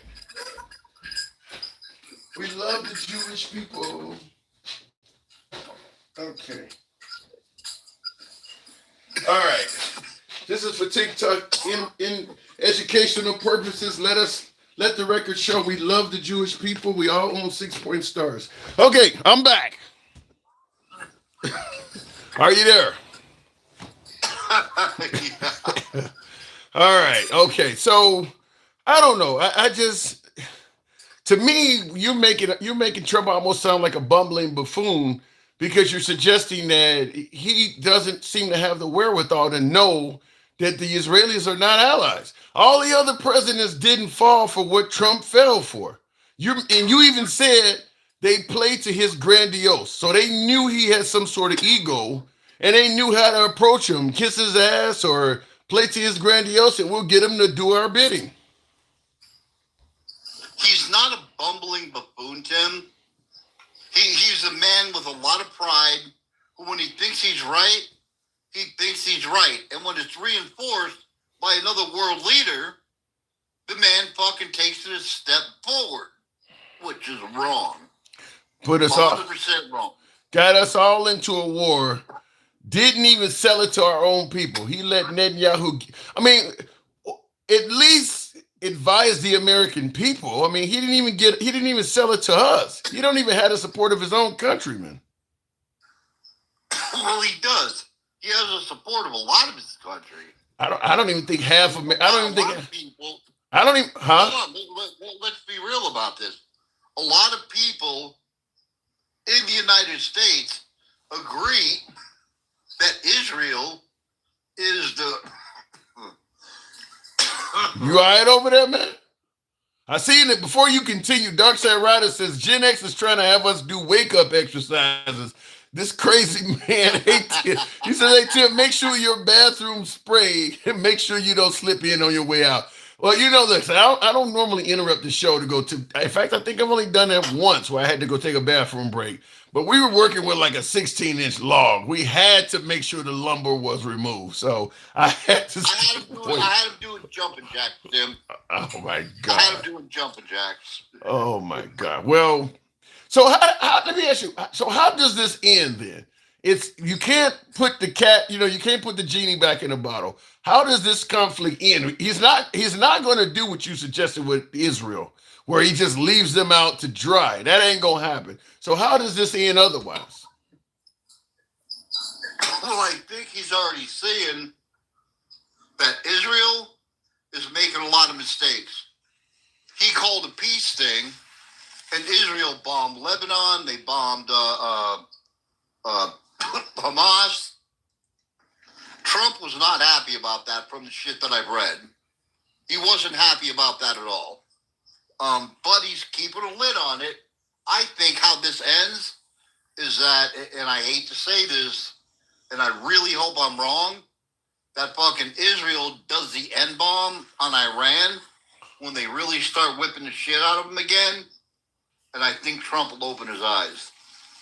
Fuck, you expect Israel to go atomic out of this? Wow. Yep. Wow. Jesus. I do. So, I mean, how much closer to World War III can you get? If we allow Israel to go atomic on Iran, then what's to say Russia from going atomic on Ukraine, or China from going atomic on Taiwan, or the Indians and Pakistanis? I mean, once one does it, you can't bitch. I mean, that's one of our allies. If we let Israel do that, and then we don't take some serious action against Israel, we lose the ability to complain about anybody else at that point. Well, that'll be the make or break situation.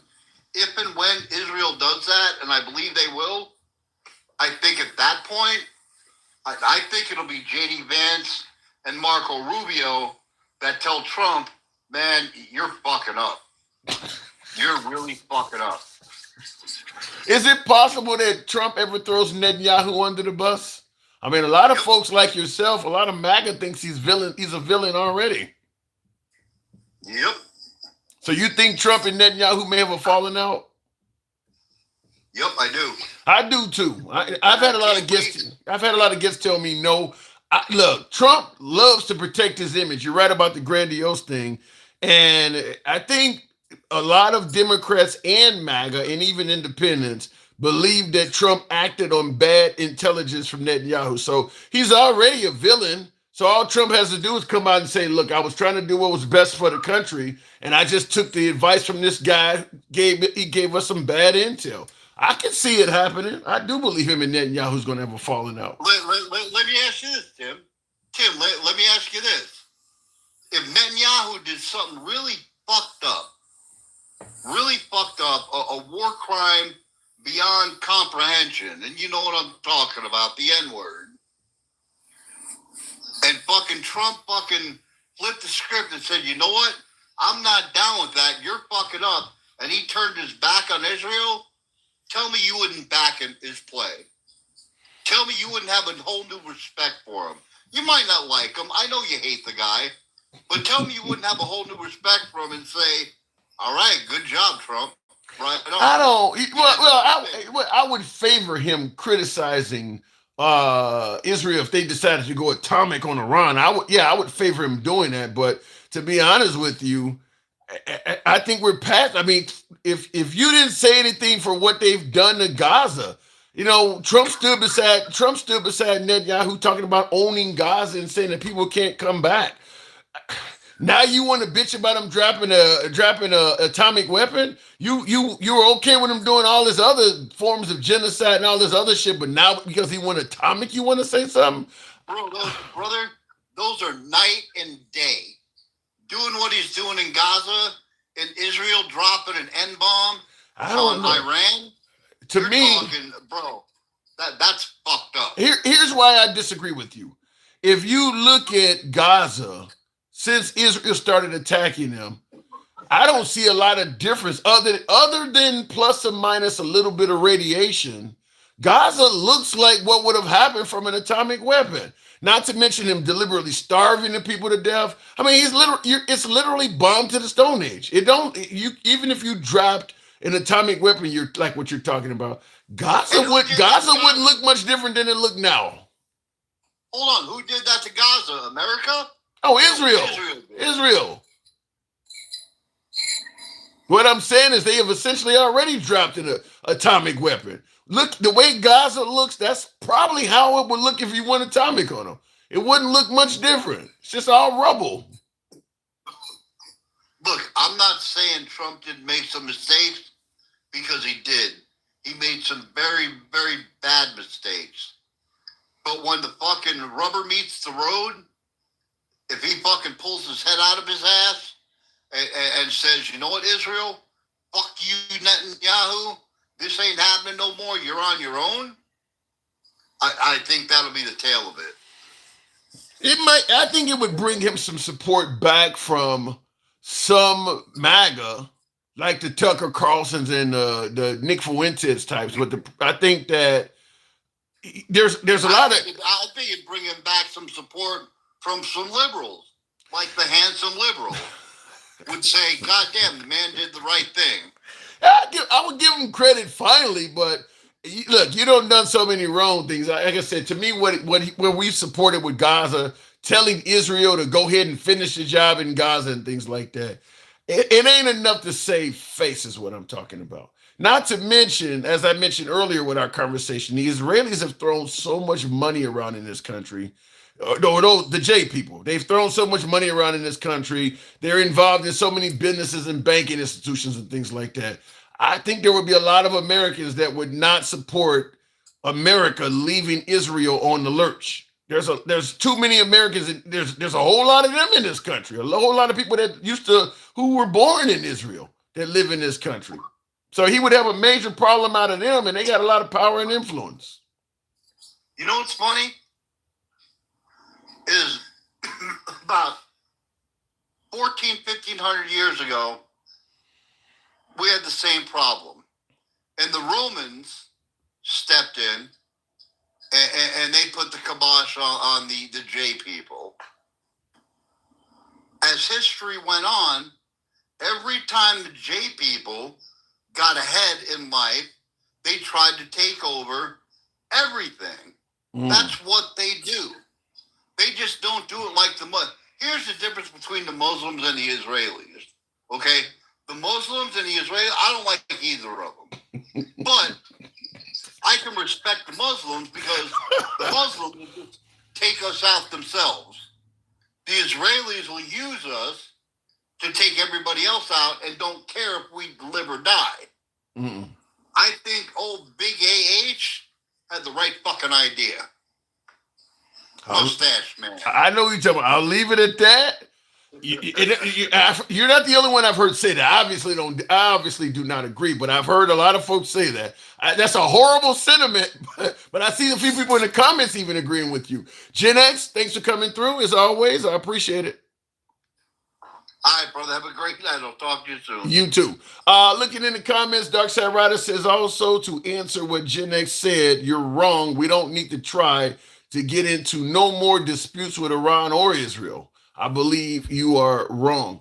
Well, I'll agree with what Gen X, my last caller, said in regards to if we left Israel, if we hung them out to dry as an olive branch to Iran, he's right. Iran probably still wouldn't like us, but that would certainly soften things up. All right, well, look, you stay where you guys are in the Western Hemisphere. If you're going to let us handle our business with Israel and you're not going to get involved, let us deal with this for a few months. If you hold up your end, we might be able to make a deal, you funky Americans. I could see that. I could see Iran coming around a little bit on that. That would mean a lot to them if we handed them Israel on a plate. That would mean a lot to them. I don't think that'll ever happen, but that would improve relations with Iran significantly if we'd done something like that. Looking in the comments, what does it says? What does that mean? who killed, oh, you guys are discussing with each other. You're definitely wrong because the U.S. struck first when they hit the school and they only going to war with Iran for Israel. We shouldn't be in that war. We should. I agree with you, Harvey World on Instagram. I 100% agree. We should not be in that conflict. 100% agree. We should not be in that. And I think if President Trump could go back in time a few months, we would not be in that. I feel fairly confident that President Trump is not happy we're in that conflict right now. If he could have a do-over, he would probably have not done that because it is not going our way. It is. I mean, not only is it not going our way, it's costing us a fortune, and there's no guarantee we're going to. What we were going to get out of that, we've already gotten out of that. We've taken out the head of their country, the Ayatollah. We've killed them, and outside of that, I suppose I'm not even for certain we've set back their nuclear program because the uranium is still there. So the only thing we've really done is kill the heads of state in that country, and they obviously have been replaced by others that have the same mindset. Some would even suggest they are even more further to the right. So that's about it. From this point on, Iran is going to be the one scoring points. Because the Strait of Hormuz is closed, they're charging $2 million per ship. They're not profiting off of this war. They're not profiting off of it. So I suppose Trump could keep hitting them from the air, but it's pretty clear they're not going to bow down to our threats. I mean, he threatened to literally end their entire civilization. They didn't flinch. So obviously, and I'll say this before I go to the next caller. President Trump has had a lot of success throughout his life and political career by making threats, getting folks to bow to his will. As a businessman, you got all of the money, all of the lawyers and things like that. The average employee, they're kind of on their own. They got to sue you. You can delay things. And he's been winning all his life at that level. What Iran is doing is something he's not familiar with. He likely thought Iran would have been an easy pushover like Venezuela was. He wasn't prepared for Iran. Iran was prepared for him. Remember, Iran already had a hit out on Ambassador Bolton, the mustache man. They wanted, because Ambassador Bolton under Trump's first administration wanted to attack Iran as well. And they put a hit out on Ambassador Bolton's life. Oddly enough, Trump in his second term had a falling out with Ambassador Bolton and removed that man's security detail in the middle of an assassination plot on his life. Ambassador Bolton is lucky he ain't dead. I mean, your guy took away, the guy who was on his team took away your security detail. But anyway, not to go too far down in that rabbit hole, but they knew from Trump's first term that he was jonesing to attack them. The only difference is Trump didn't have the amount of loyalty he has in his second term. His first term, they were not going to let him go into Iran like that. His second term, they did. But it certainly let Iran know if this guy gets back in power, we need to be prepared. They were prepared. They absolutely were prepared. Looking in the comments, how do we know we are kicking ass? What is the truth? You don't know we're kicking ass. That's just what you got to go by what they're telling you. I mean, we are killing people in Iran. They're making it clear. The Lego videos even suggest that. The Lego videos they're releasing suggest that we're blowing up and killing a bunch of people. We are taking lives. But that doesn't denote what victory is in this war. Just killing a bunch of people. That we went over there with 3 goals in mind. Stop them from becoming a nuclear power. They had an evil regime that was killing their own people, so we're going to protect the protesters. That stuff hasn't happened. There's no provisions at all to protect the citizens of Iran. So we use that as an excuse. Well, we're going over there to stop them from oppressing their people. You ain't heard Trump say nothing else about that no more. He just wants this shit to end at this point. So that ain't going to happen. When all is said and done, the Iranian citizens are going to be still at the mercy of the government. That ain't going. Oh, and the other thing he said, was he not only wanted regime change, he wanted to have a say-so in it. That ain't gonna happen either. That is not gonna happen either. So, yeah, he'll kill a bunch of people. He'll blow up a bunch of shit in Iran, but his own stated goals will not be met. He is not going to protect the citizens of that country. He is not going to institute regime change that America gets a say-so in. And I don't even think he's going to really stunt their nuclear program to any significance, because the enriched uranium that's at 60%, we're not getting that out of there. Not without putting boots on the ground. And as I've stated to you earlier in the live, the American people don't have the stomach for American soldiers to be getting killed over there. We're not gonna, he doesn't have, that's where I believe he would have a fight with his own Congress and stuff like that. They don't have the stomach for that. So unless you put boots on, you're not gonna get that uranium out of there by just bombing them from the air. That ain't gonna happen. Anyway, looking in the comments, nope, Iran called for a ceasefire to come to the bargaining table. That's a lie you're hearing from the Trump administration. Iran is not asking for a ceasefire. I don't believe Iran has ever asked for a ceasefire. Trump is the one that's asking for a ceasefire because this isn't going well for him, so he's trying to find a way out.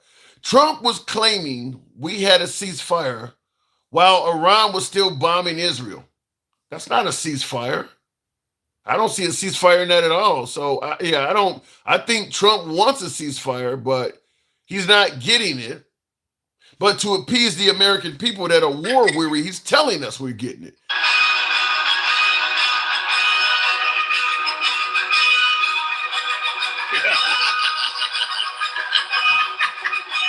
King Finn, everybody. King Finn, good evening. Yes, good evening. Good evening. It's a couple little housekeeping things I want to take care of. Housekeeping, okay. Tell your Proud Boy to change his motherfucking tank before he get on here talking about doing some motherfucking jumping jacks and having my fucking name in his mouth. I don't understand why these motherfuckers want to keep my name in your mouth. Are you that mad at the fact that I'm right and you can't win a debate against me because you got my name in your mouth every fucking day? You see my name, you start crying like a bitch. It's starting to sound like Trump derangement syndrome. You have King Finn derangement syndrome. Keep my name out your mouth. KFDS, son. King Finn derangement syndrome. Right. All right, we learned it. So we're going to move on to some other shit that I was just happen to be looking at, while you had other people up, you know what I'm saying? The Second Chance Act was never done. Trump didn't have shit to do with that. You do realize the Second Chance Act was first signed in 2008. It was reauthorized by the Congress. That didn't have shit to do with Trump, dog. So the one thing he did give Trump credit for, Trump had nothing to do with it. It did nothing to do with that shit, dog, at all. The other thing now I was going to talk to you about is that other backup, the other shit you had up there before. I forgot what it was before, but I had a couple things I wanted to add to the mix tonight. Are you talking about? The one with Melania? Yes. Thank you, Melania. So the reason Melania got her stinking twat ass up there the other night. Twat. That's disrespectful to the first lady. She's the first lady of this country. Twats.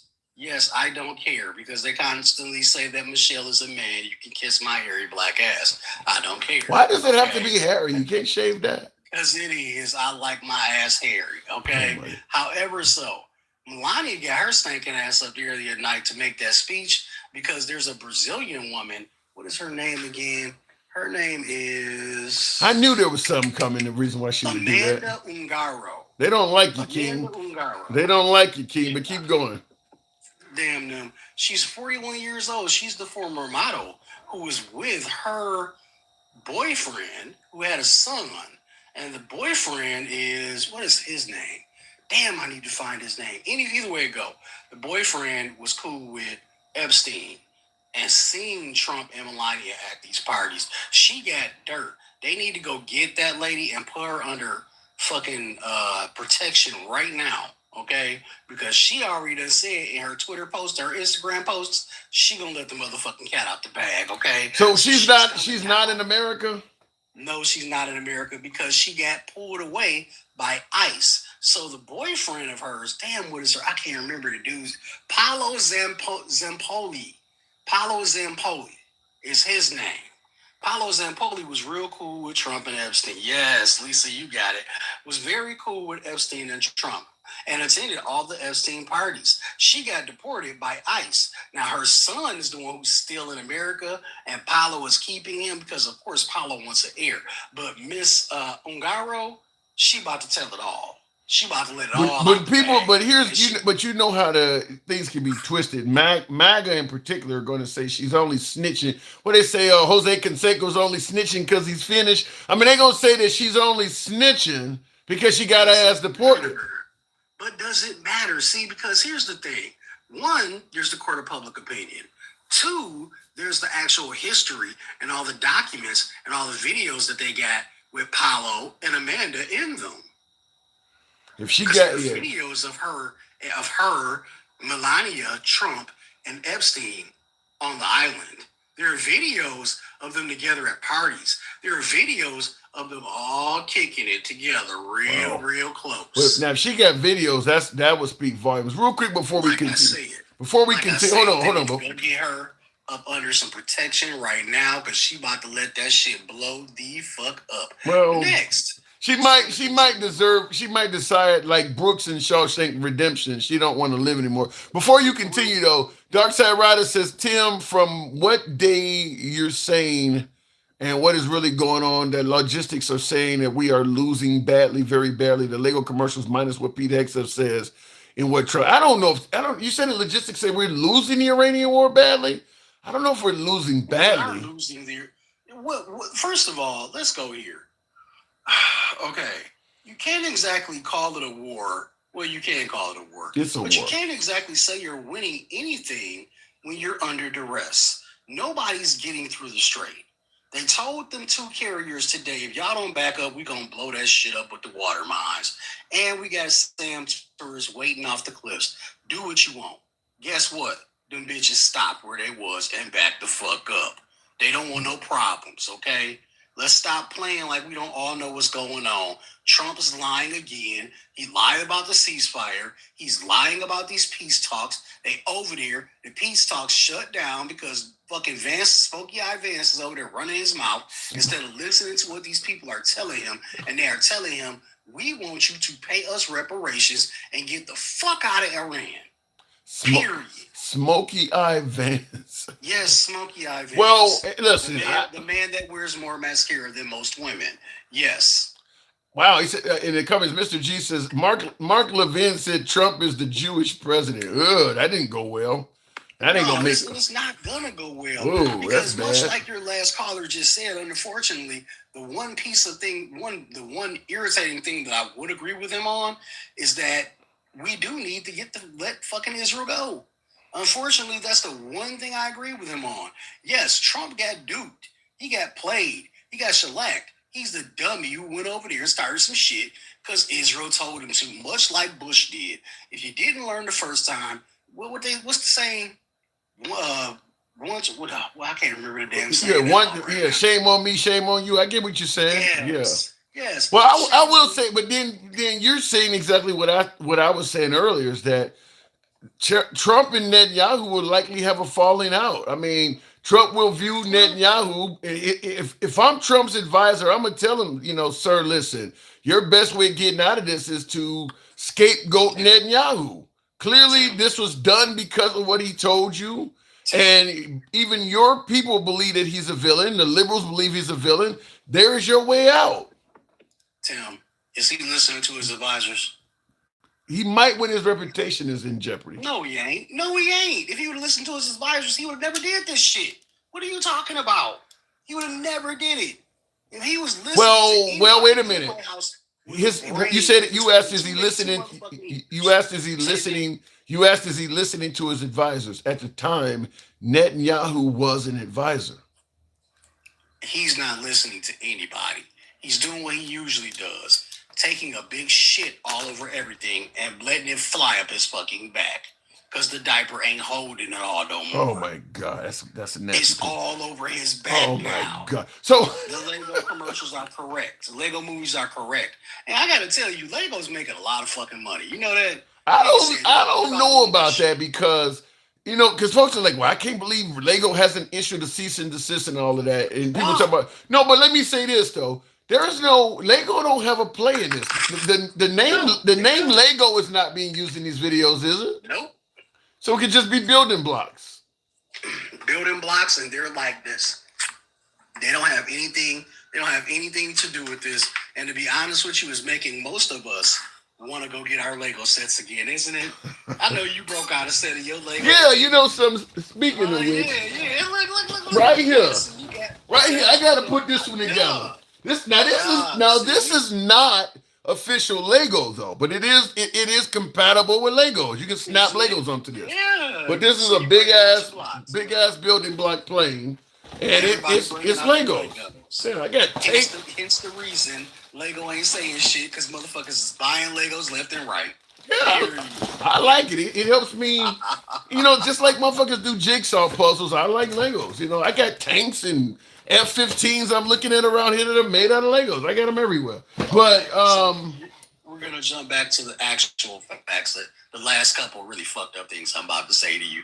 You're gonna want to really actually listen to this, right? Okay. So the other thing is the petrodollar is done. You do realize that, right? I hope not. No, it's done. It's over with. It's over with. I'm sorry to tell you, France has already put out $15 billion. The Deutsche Bank has already told Trump, froze his assets, gave him Deutsche back. Bank. It took me a moment to realize what you were saying. Deutsche Bank. Deutsche Bank.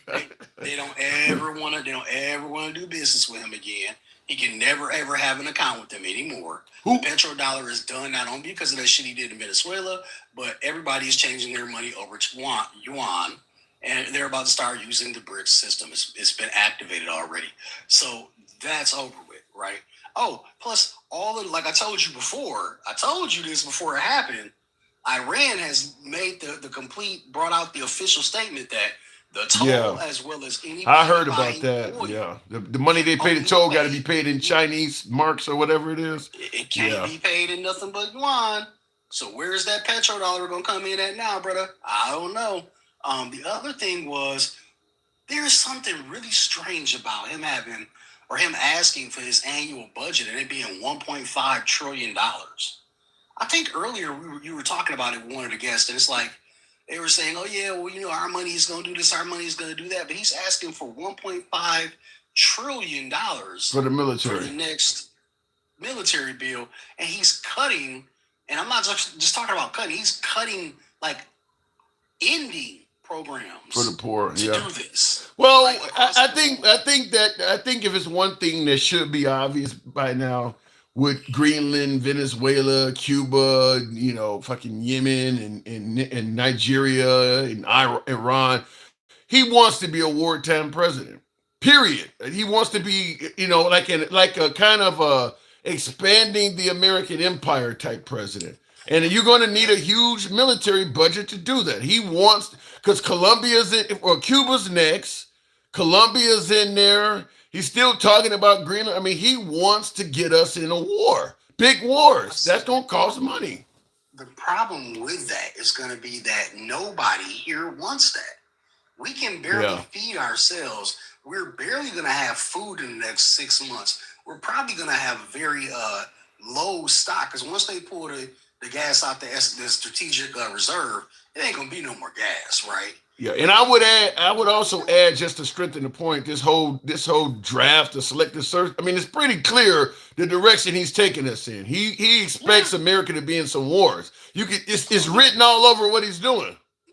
Well, when he's the toddler running around with G.I. Joe men, I mean, that would be great, but he's not. He's playing with our children, with our sons, our daughters, our uncles, our aunts, our cousins.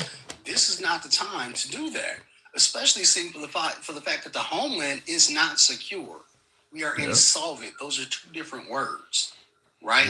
We're insolvent, not secure. It's not secure here. We barely have a grip on homelessness in the Osprey. We have we have a housing surplus. There are 15 million houses. We have a housing surplus of 15 million houses. The homeless population is less than 800,000. Did you know that? So we got plenty of places to live. They're just not affordable. Places. They're not affordable, and they're not going to give it to the homeless people, right? So then you're going to do the thing with the insolvent. It's $39 trillion right now. That's the debt. Wow. So when all of these countries start coming like France did and yanking their money out the bank, or even just come, because France actually did that shit without a problem. France did that shit so clean that the bankers in New York probably didn't realize what they were doing before it even happened. I can't listen. Listen, as much as I want our country to succeed, I can't hate on France. You know, under Trump, the MAGA side, we've said so much shitty stuff about France. They would be speaking German if it wasn't for us. They owe us. I mean, Trump ain't said nothing positive about France whatsoever. It's just been insult after insult after insult. I can't hate on them at all for doing that. I can't hate on them. That's your boy. That's what I'm saying. If they don't pull the 25th or impeachment quick, it's already over for us. But it's just going to depend on the level of fuck that we are. You understand that? Like, it's really looking bad, even though I know he wants to portray that it's great, but I will tell you that there's still a fucking hole in the White House. Did you remember that? There's still a fucking hole. A judge ordered him to stop building the ballroom. So I wonder why. He wants to build a 90,000 square foot ballroom. How big is the actual White House?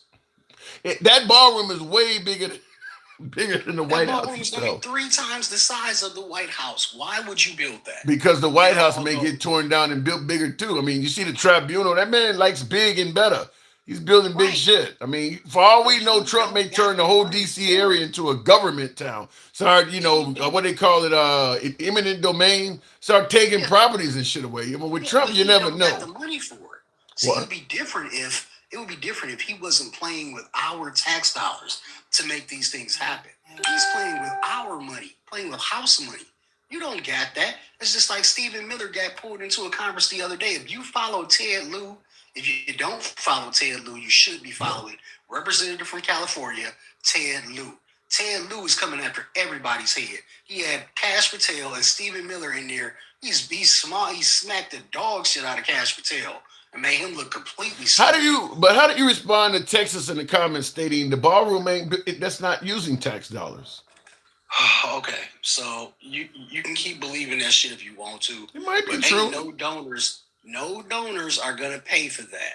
If you believe that they're going to pay for that, then you're just as stupid as he is. He's giving them tax breaks, so he's going to give them the money on the back end. If he's going to pay $300 million to make that damn ballroom, somebody's getting $300 million, including him. I'll say this. I'm not 100% sure you're right. I'm certainly not 100% sure you're wrong. I'll just say this. The right, when it comes to social programs and entitlement programs for the poor, one of the things they always say is there is no such thing as a free lunch. It's not free health care. It's no such thing as free. You believe these folks are giving all this money and we just want to give our president millions of dollars for the ballroom. We don't want none in response for it. Yeah, so yeah, whatever. I don't know I don't know where the money. Hold on. I don't know where the money is coming from. But the problem is, that is the problem. You don't know where the money is coming from, so you don't know if he's going to reward them. Right, I do. It's just like he got on TV the other day and said, "We don't have money for daycare. We're going to make your states tight. We're going to make your states tax you." But he's asking $1.5 trillion for a military budget. You ain't got money for daycare or to pay for motherfucking kids to eat, but you got money for fucking shells and ammo, right? Come on now. That sounds like the Tupac quote. Money for wars, but can't feed the poor. I see Gen X wants you to know I have an aluminum hat for Queen Finn. Hey, fake ass Proud Boy, did you change the oxygen tank yet? You two are like. Tank for you come fucking with me. You don't want it. You two are like the Odd Couple. What was the guy, Jack Klugman? I don't walk around with his name in my mouth. Ooh. I don't drop his name every fucking time you get a chance to. You done been on everybody fucking live looking for me, and they let me know. Damn. You on everybody motherfucking live looking for me, thinking that you want to fucking battle me, and everybody keep telling you the same fucking thing. Keep my name out your mouth. Maybe you should use that advice. That might help you. How about this? How about this post? This is Trump. We're now starting the process of clearing out the Strait of Hormuz as a favor to countries all over the world, including China, Japan, South Korea, France, Germany, and many others. Incredibly, they don't have the courage or will to do this work themselves. Very interestingly, however, empty oil carrying ships, something like that. So he's making it sound like, once again, he's insulting people. He's insulting people. That was this morning. You know that, right? Yeah. That was this morning he said that. And what happened? Them 2 destroyers got turned back today, right? Are they clearing it out? No. So stop believing that fucking pathological liar, bro. He's a pathological liar with a shitty diaper. And the shit is all up his back, bro. He's lying about everything. Oh my God. Who the hell is using it? Every single thing. Well, listen, he says a lot of things that don't culminate in the reality. Fact is, and I'm looking in the comments, who the hell is using the name the gangster conservative? Oh my God. Really? Somebody else, somebody who really want a problem with gangster grandma. I see that. It don't be on me. The gangster conservative. She get at your ass. She get in your ass. Don't say to nobody tell you. The gangster grandma gets me. My problem. Gangster grandma gets me in so much trouble. I had a relative today tell me to take the white cock out of my mouth. Like, you've been listening to my program? Like, really? Like, what the fuck? Like, you've been listening to this shit? Yes, that hurt me. Told me to take the white, like that ain't came from nobody but gangster grandma. Like, really? That ain't came from nobody but her, bro. Damn. I'm serious. I go to get my. There's a gas station in my town where a lot of folks know what I do online. Gangster grandma name comes up all the time. I mean, it is amazing. I go places and her name comes up. Like, Jesus. She's screwing you in real life. Damn. Yeah, somebody told me to take the white cock out of my mouth. Like, what the actual fuck? That's gotta hurt. Yeah. I gotta go. We'll leave it at that, King Fan. Always a pleasure. Apparently, you got a little bit of ire with Gen X. Hey man, keep the protein out your mouth, man. Look, hey man, your folks said it to you, man. I can't help you on that one. I'm out of here. I would have heard my name or some shit. Damn, boy. Audi 5. People's got you like that. Audi 5,000. I'm out. Anyway, tap the screen. Yes, told me to take the white cock out of my mouth. What in the actual fuck? Can I get to 85,000? Can you guys tap the screen, get the likes up? For my YouTube viewers, if you will, smash that like button. A lot of you folks still tuned in this late. Appreciate it.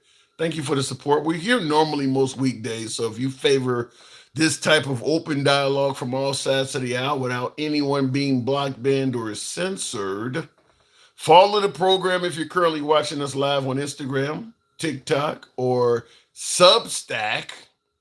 Thank you for the hat mustache there, Blue One Banks. Appreciate that, and so does Epstein and Jazane and Matt and Melania. Appreciate the hats you put on their heads as well. And if you're watching us on YouTube live, give us a sub. By the way, smash that like button, as I stated, if you're watching on YouTube. Looking in the comments, though. Been here for a few hours. This has been fun, says Corey.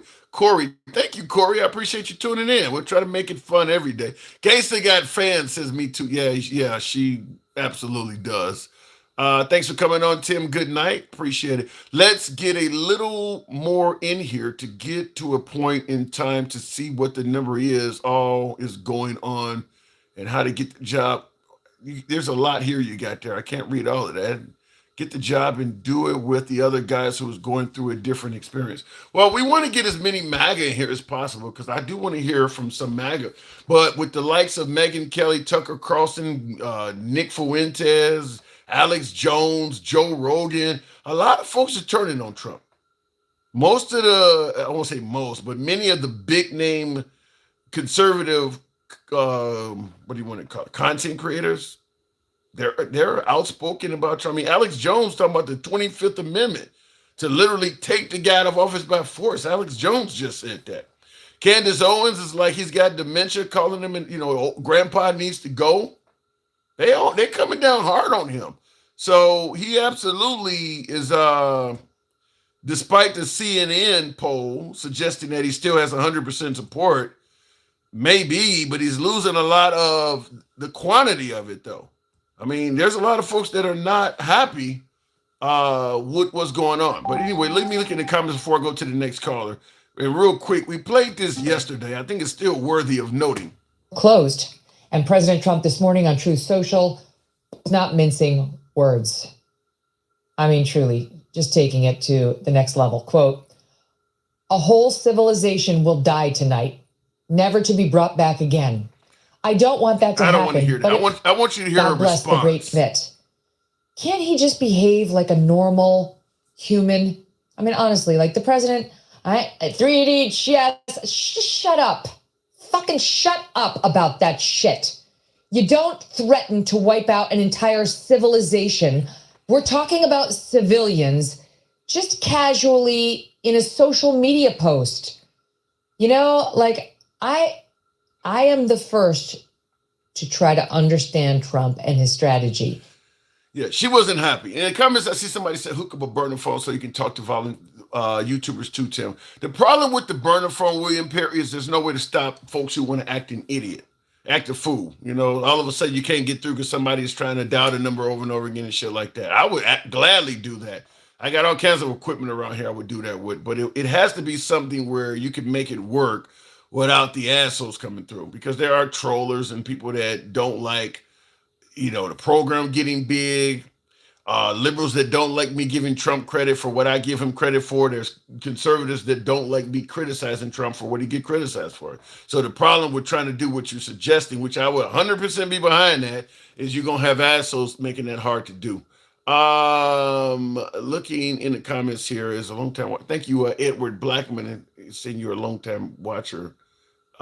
He deserves all he gets, says Billy Watt. Well, that's kind of what's happening. And I seen in the comments, Texas says, I think something to the suggestion of it's laughable to suggest that Joe Rogan is a conservative.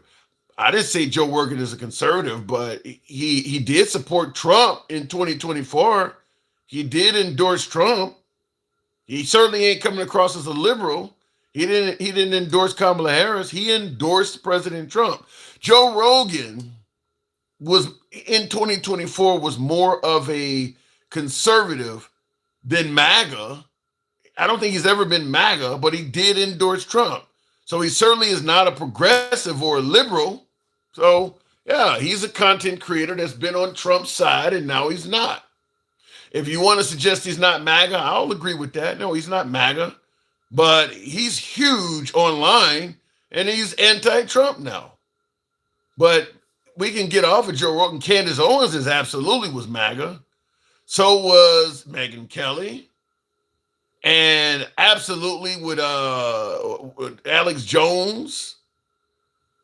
So Nick Fuentes went and had dinner at his house with Kanye West. I mean, he's losing some folks. These aren't crazy lunatic left. These are people that have nothing to do with the left.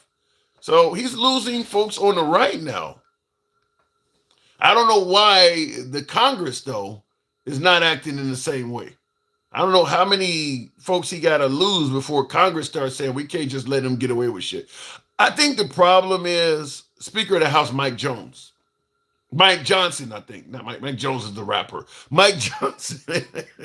Say my name, Mike Jones. Anyway, the problem is Mike Johnson can stop Congress from having sessions and things like that. And I really believe what they need to do, I guess in the future, pass a law or something like that. If the Speaker of the House is refusing to call people back, let's say the government is shut down, for instance, like that, and this guy is refusing to call everybody back into session, like they had a bill, both the Congress and both the Senate had a bill that was going to reopen the government and get the TSA agents paid. And you had the senator from, who was it? I think Ted Cruz was in on it. And you had either a senator or a congressman, all Republicans from Louisiana. They was like, this was going to work.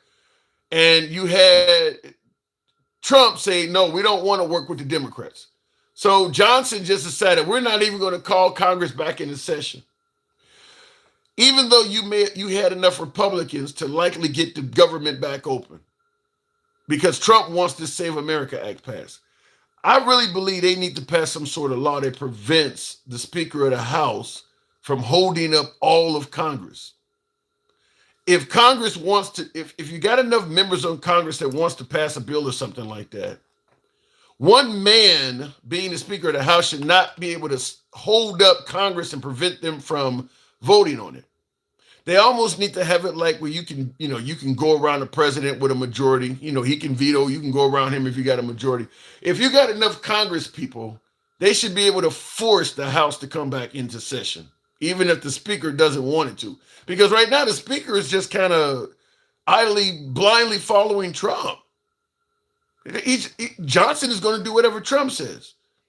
So, yeah, which is going to, play a part in the future. So I really believe they need to come up with a way that the Congress, if they want to, they can go around Johnson and call Congress back into session. If it's enough of them that vote to call Congress back into session, it should override him not doing it.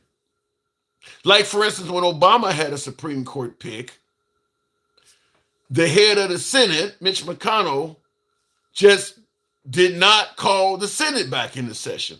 You shouldn't be able to do that. You should have enough. If enough of them are able to speak out, they should be able to go around it. And by him doing that, he prevented Obama from making a Supreme Court pick. Just don't even call it up. Don't even call it in for a hearing. Just prevent it from happening.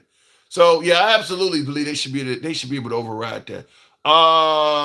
Does Trump have shit on all of the Congress? Yeah, he has shit on them. He can cause them to lose their careers. You says, does Trump have shit on all Congress? They don't want to lose their, yeah, well, you answered your question, but yeah, that's what he has on them. He has them fearful that if they speak out against him, their constituents are going to just get rid of him. And he has proof that it works. Liz Cheney, Adam Kinzinger, Marjorie Taylor Greene. I mean, he has cost a lot of politicians that spoke out against him their jobs. So they're afraid of that. Not to mention death threats and stuff that come along with it too. I mean, Marjorie Taylor Greene said they were doxing her and making death threats and everything. Before we continue on, looking in the comments here, it really is amazing how many people in the Congress and the Senate are so spineless. Yeah, I ain't never seen it this bad. They asked Kamala Harris that the other day. They were like, with your predictions, that Trump would get us into war and use the military in major American cities and the economy and things like that. And they were telling her, do you want to take credit and say, I told you so right now and do a mic drop? She was on some kind of show, Kamala Harris was. And she said, no, I don't want to put out the I told you so. She said, because even though I was able to predict what he was going to do, she said, one thing I was not going to predict, and is capitulation, however the word is pronounced. She didn't expect everybody to just bow down. I don't think we've ever seen that before in America. I don't think we've ever seen so many people, even when they don't agree with him, just bow down and just let him do whatever he wants. Because now there's a lot of folks on the right that do not favor us being in Iran. But Congress, they could have stopped this stuff. They just letting them do it. And now he's asking for $1.5 trillion for the military. What do you think he's going to use that for? Cuba? Colombia? I mean, Greenland? I mean, like, the guys, you're going to have to step up and do something. We're going to be somewhere else next. He's made it clear Cuba, at least Cuba's next. So I don't think anybody predicted that they would all just fold like that. Anyway, looking in the comments, and what happens with the 1.5 trillion? Like, eventually, right now we paying $4 and something for gas. Groceries ain't cheap, but Americans ain't starving. It ain't the Great Depression. But I submit to you, if this keeps going, eventually it's going to hurt badly.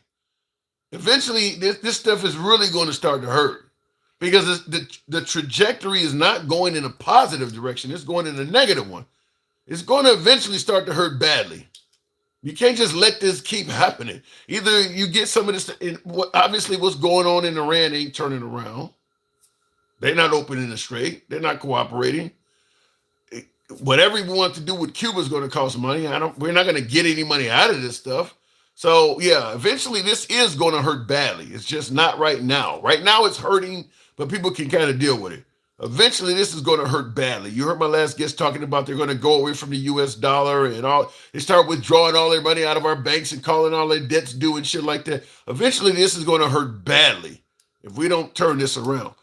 I mean, like really, really fucking badly. Israel is not going to let America out 2 years. Then what happens? Not a coincidence that it was changed from Department of Defense to Department of War. You could not have said that any better, Boho. The guy changed the Department of Defense to the Department of War and literally stayed at war. He really is televising his moves. He really is making it clear that we're going to be a wartime country under him. I really believe that the goal is to expand the American empire. I don't know if we're going to benefit from that, but I believe that's his goal is to expand the American empire at our expense. Mr. Tajikistan, good evening. Welcome to the program. Am I pronouncing that right? Tajikistan? Are you there? Apparently not. He's away from the device. I wanted to hear from him if he was in one of the stands or from one of the stands. What is it? Tajikistan, Turkmenistan. There's 3 of them, I think. Well, anyway, Afghanistan. I think that's the other one. Afghanistan, Turkmenistan, Tajikistan. Yeah, I think that's the other one. Anyway, what kind of dirt do you think Trump has over Congress? Their jobs, their safety, their finances is what he has over Congress. If any member of Congress fucks with Trump, they're going to probably lose their jobs. They're guaranteed to have their safety threatened. And it probably will hurt them financially as well. It hurt Marjorie Taylor Greene. I think her business took a major hit, even though she made a lot of money from Congress. She would have made a whole lot more. People point out that Marjorie Taylor Greene made $25 million and she retired or she quit right to secure her pension. Bullshit. She wanted to stay. She would have made a lot more money than that. She would have made a lot more money than that if she didn't get into a spat with Trump. Just the time she's been gone, she would have probably made another couple million. She would have made a lot more money had she stayed. That little pension and all that shit, no, she would have made a lot more money if she stayed. So her leaving Congress has hurt her financially. I'm sure it's hurt Liz Cheney and Adam Kinzinger financially. It's hurting them all. So he has a lot over Congress. He's hurting them. People don't even know what the spat is really about, says Texas. The spat between who? People don't know what the spat is really about between who? Trump and who? I mean, Marjorie Taylor Greene has made it clear that she wanted to get those girls justice. So the spat between Trump and Marjorie Taylor Greene is over the Epstein people. That's what she is saying. You're saying, now, I know folks suggest that she wanted a position on his cabinet or something like that. So you're suggesting that I don't think Marjorie Taylor Greene went apeshit on Trump because of a position on his cabinet. I think she went apeshit on Trump because she was pushing for the Epstein girls. Trump was pushing back, and she got on TV and said a little bit too much, and Trump got pissed off with her and fucked her up. That's what I think the spat is about. I don't think it has anything to do with her trying to get on his administration. You says nope, CBDC. What the hell is that? CBDCs. What is that? I don't even know what that is. I think it was about Epstein. I really think it was about Epstein. I actually believe Marjorie Taylor Greene on that. I believe they got in a spat because she was trying to get justice for those girls, and Trump told her, what you're doing is going to hurt people out. I know it's going to hurt one of my friends or hurt some friends of mine. That's what she said. I don't think she's making that stuff up. I think if she made it up, Trump would have probably sued her or something like that, like he sued every damn body else. You notice when it comes to him suing people for fake news and defamation, you call him a pedo, he don't sue you. He don't fuck with you on that at all. You can say anything about him you want and get sued. The minute you call him a pedo, suddenly no lawsuit comes out of him. Why is that? You say he was on the Epstein Island. You say he was doing shit with little girls. He don't sue you for that. He sue you for all kinds of other shit. He don't sue you for that at all. Why do you think that is? Does that make sense? He's afraid of discovery since Lisa and Kojak. Yeah, could be that. Could be that. Yep, speaks volumes though. Yeah, he's suing everybody for every damn thing. You got half the country calling him a pedo. He ain't suing no fucking body. Ain't even complaining about it. He don't even point people out and say this person is wrong for saying that. He don't say nothing about them at all. You can call him a pedo on the middle of CNN.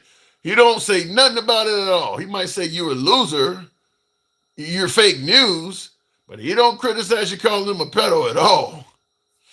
That kind of speaks volumes, as one of my guests says. Isn't Russia doing the same thing right now? I believe they are in a war economy right now because of Ukraine. True. To me, I think Russia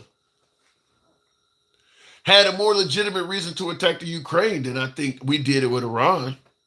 I think that, and I don't favor what Russia did to Ukraine either, but trying to have a NATO member right next door to you that was going to be friendly with the United States, probably would have ended up letting us put bases and shit in their country. That's, to me, more of a danger to Russia than Iran is to the United States. Because that's next door to you. That's right next door to you. And that's a much stronger, powerful enemy. Iran is not a powerful enemy compared to America. Obviously, America is an incredibly powerful enemy compared to Russia. So to me, Russia had a more legitimate reason to act than we did. Besides the fact that he doesn't sue for suits or anything, because that is enough for me, honestly. Okay. Russia wants their resources. Well, that too, but I don't think Russia wanted them to become a member of NATO, and they were getting pretty close to that. I tried to bring up TikTok sucks. Apparently the box is acting up. Anyhow, folks, I'll go ahead and wrap it up now because apparently we got some issues going on. It is your boy Tim the Handsome Liberal. I appreciate you folks rolling with me so late. Big dog, yeah! Thank you for the hat and mustache supporting the program. Shout out to you as well. Thank you folks that did support. I always love that. But I've tried to bring up several guests, and TikTok is goofing around on that or something. So we'll leave it at that. I'll see you folks tomorrow. If you favor this type of dialogue, feel free to follow the program. Instagram, TikTok, Substack, watching us on YouTube. Give us a sub. Until then, you guys take care. I'll see you tomorrow.